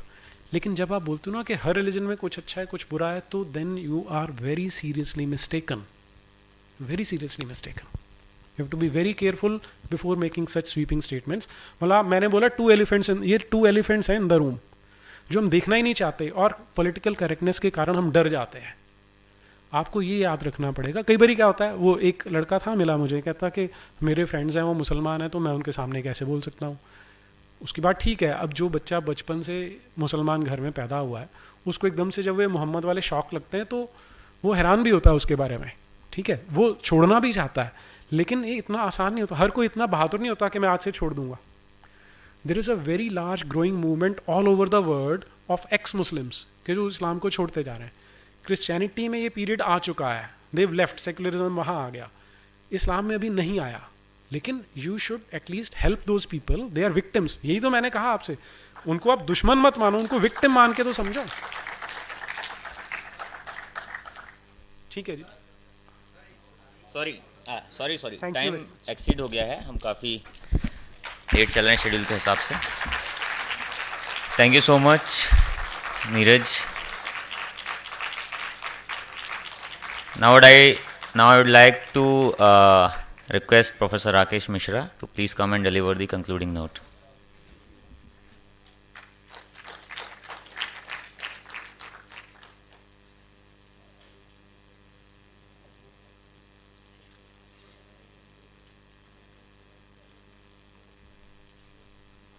अभी जो प्रस्तुतिकरण हुआ नीरज जी ने जो किया, उससे कई प्रश्नों के उत्तर मिले, लेकिन कई नए प्रश्न भी उत्पन्न हो गए.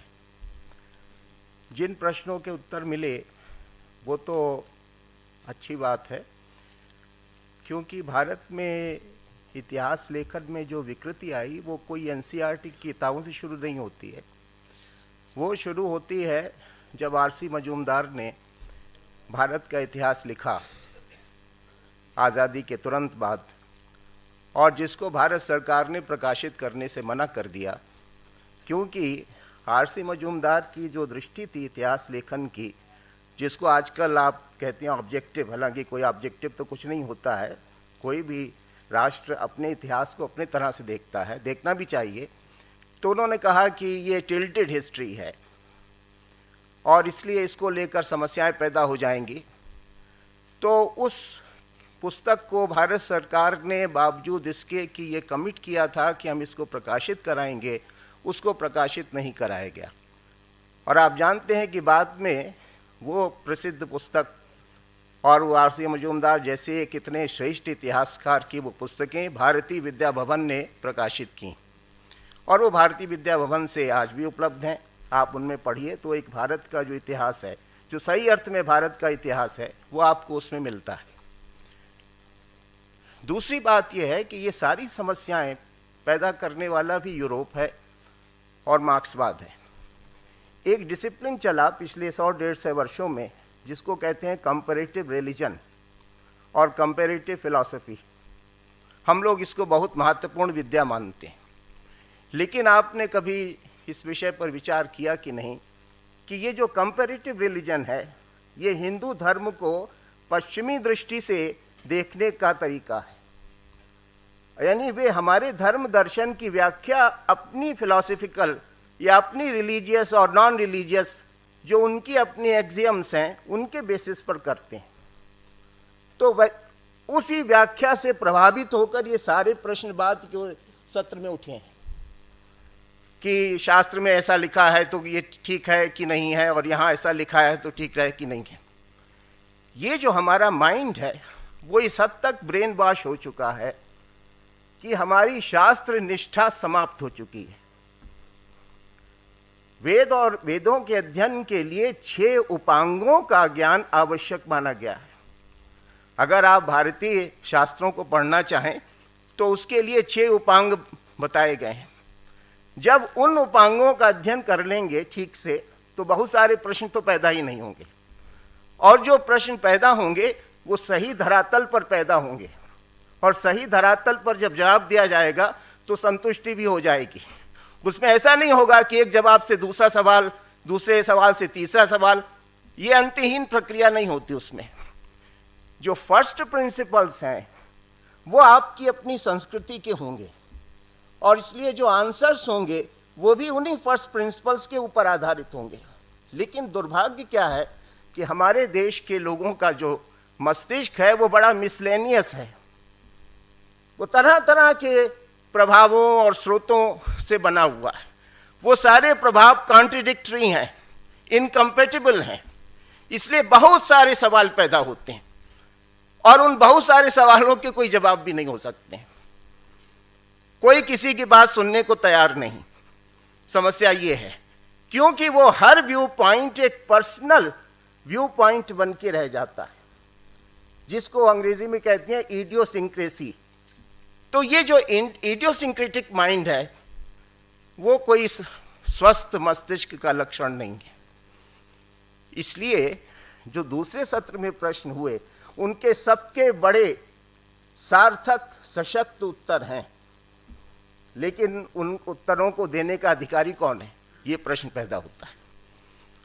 उन प्रश्नों का उत्तर आपको भारतीय ज्ञान परंपरा में दक्ष जो आचार्य हैं, विद्वान हैं, वो चुटकी में दे देंगे, और यूं आप महीनों बहस करते रहिए और कुछ भी हासिल होने वाला नहीं। हमारे यहाँ हर चीज़ को 3 धरातलों पर देखा गया है, आदि भौतिक, दैविक और आध्यात्मिक। ये 3 लेवल्स हैं। इन 3 और सप्त ज्ञान भूमियां और सप्त अज्ञान भूमियां बताई गई हैं। आज की शिक्षा अज्ञान की 7वीं भूमि पर खड़ी है। ज्ञान भूमि का प्रारंभ भी नहीं हुआ है, पहली ज्ञान भूमि पर भी हम नहीं है, 7वीं की तो बात छोड़िए। इसलिए तमाम सवाल होंगे, तमाम शंकाएं होंगी। सवाल होने में खराबी नहीं है, लेकिन कन्विंस कोई होने वाला नहीं जवाब से। समस्या यहाँ पर है।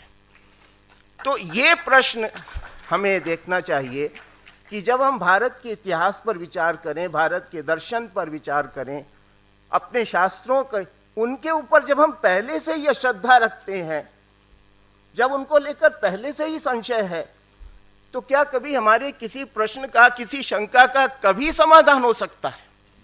संशयात्मा विनश्यति। जो लोग संशय करते हैं वो जीवन भर भटकते ही रहते हैं, वे कहीं नहीं पहुंचते, वो बस यात्रा ही करते रहते हैं।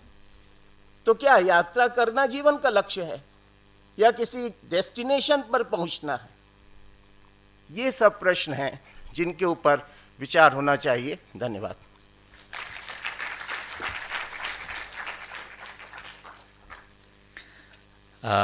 धन्यवाद professor Rakesh Mishra ji.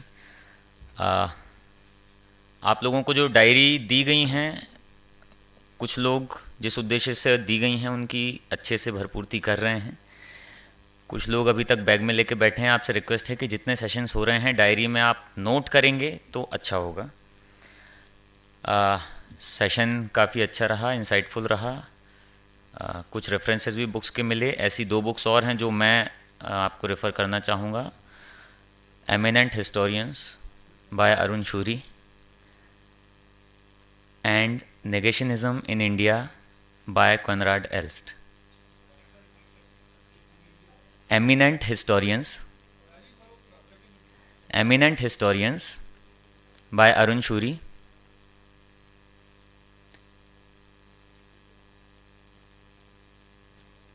And negationism in India by Koenraad Elst. एक बेल्जियन स्कॉलर हैं कॉनराड एल्स्ट।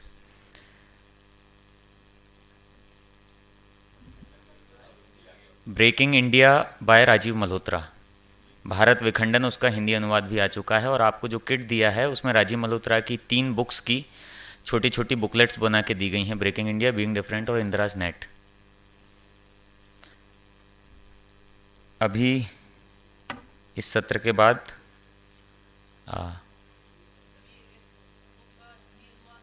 हाँ, ये जो बुक है ब्रेन वॉश रिपब्लिक, इसका हिंदी अनुवाद नहीं है और अभी इसीलिए आपको 10 मिनट का ब्रेक दिया जा रहा है। बाहर एक बुक स्टॉल है जिस पे ये बुक अवेलेबल है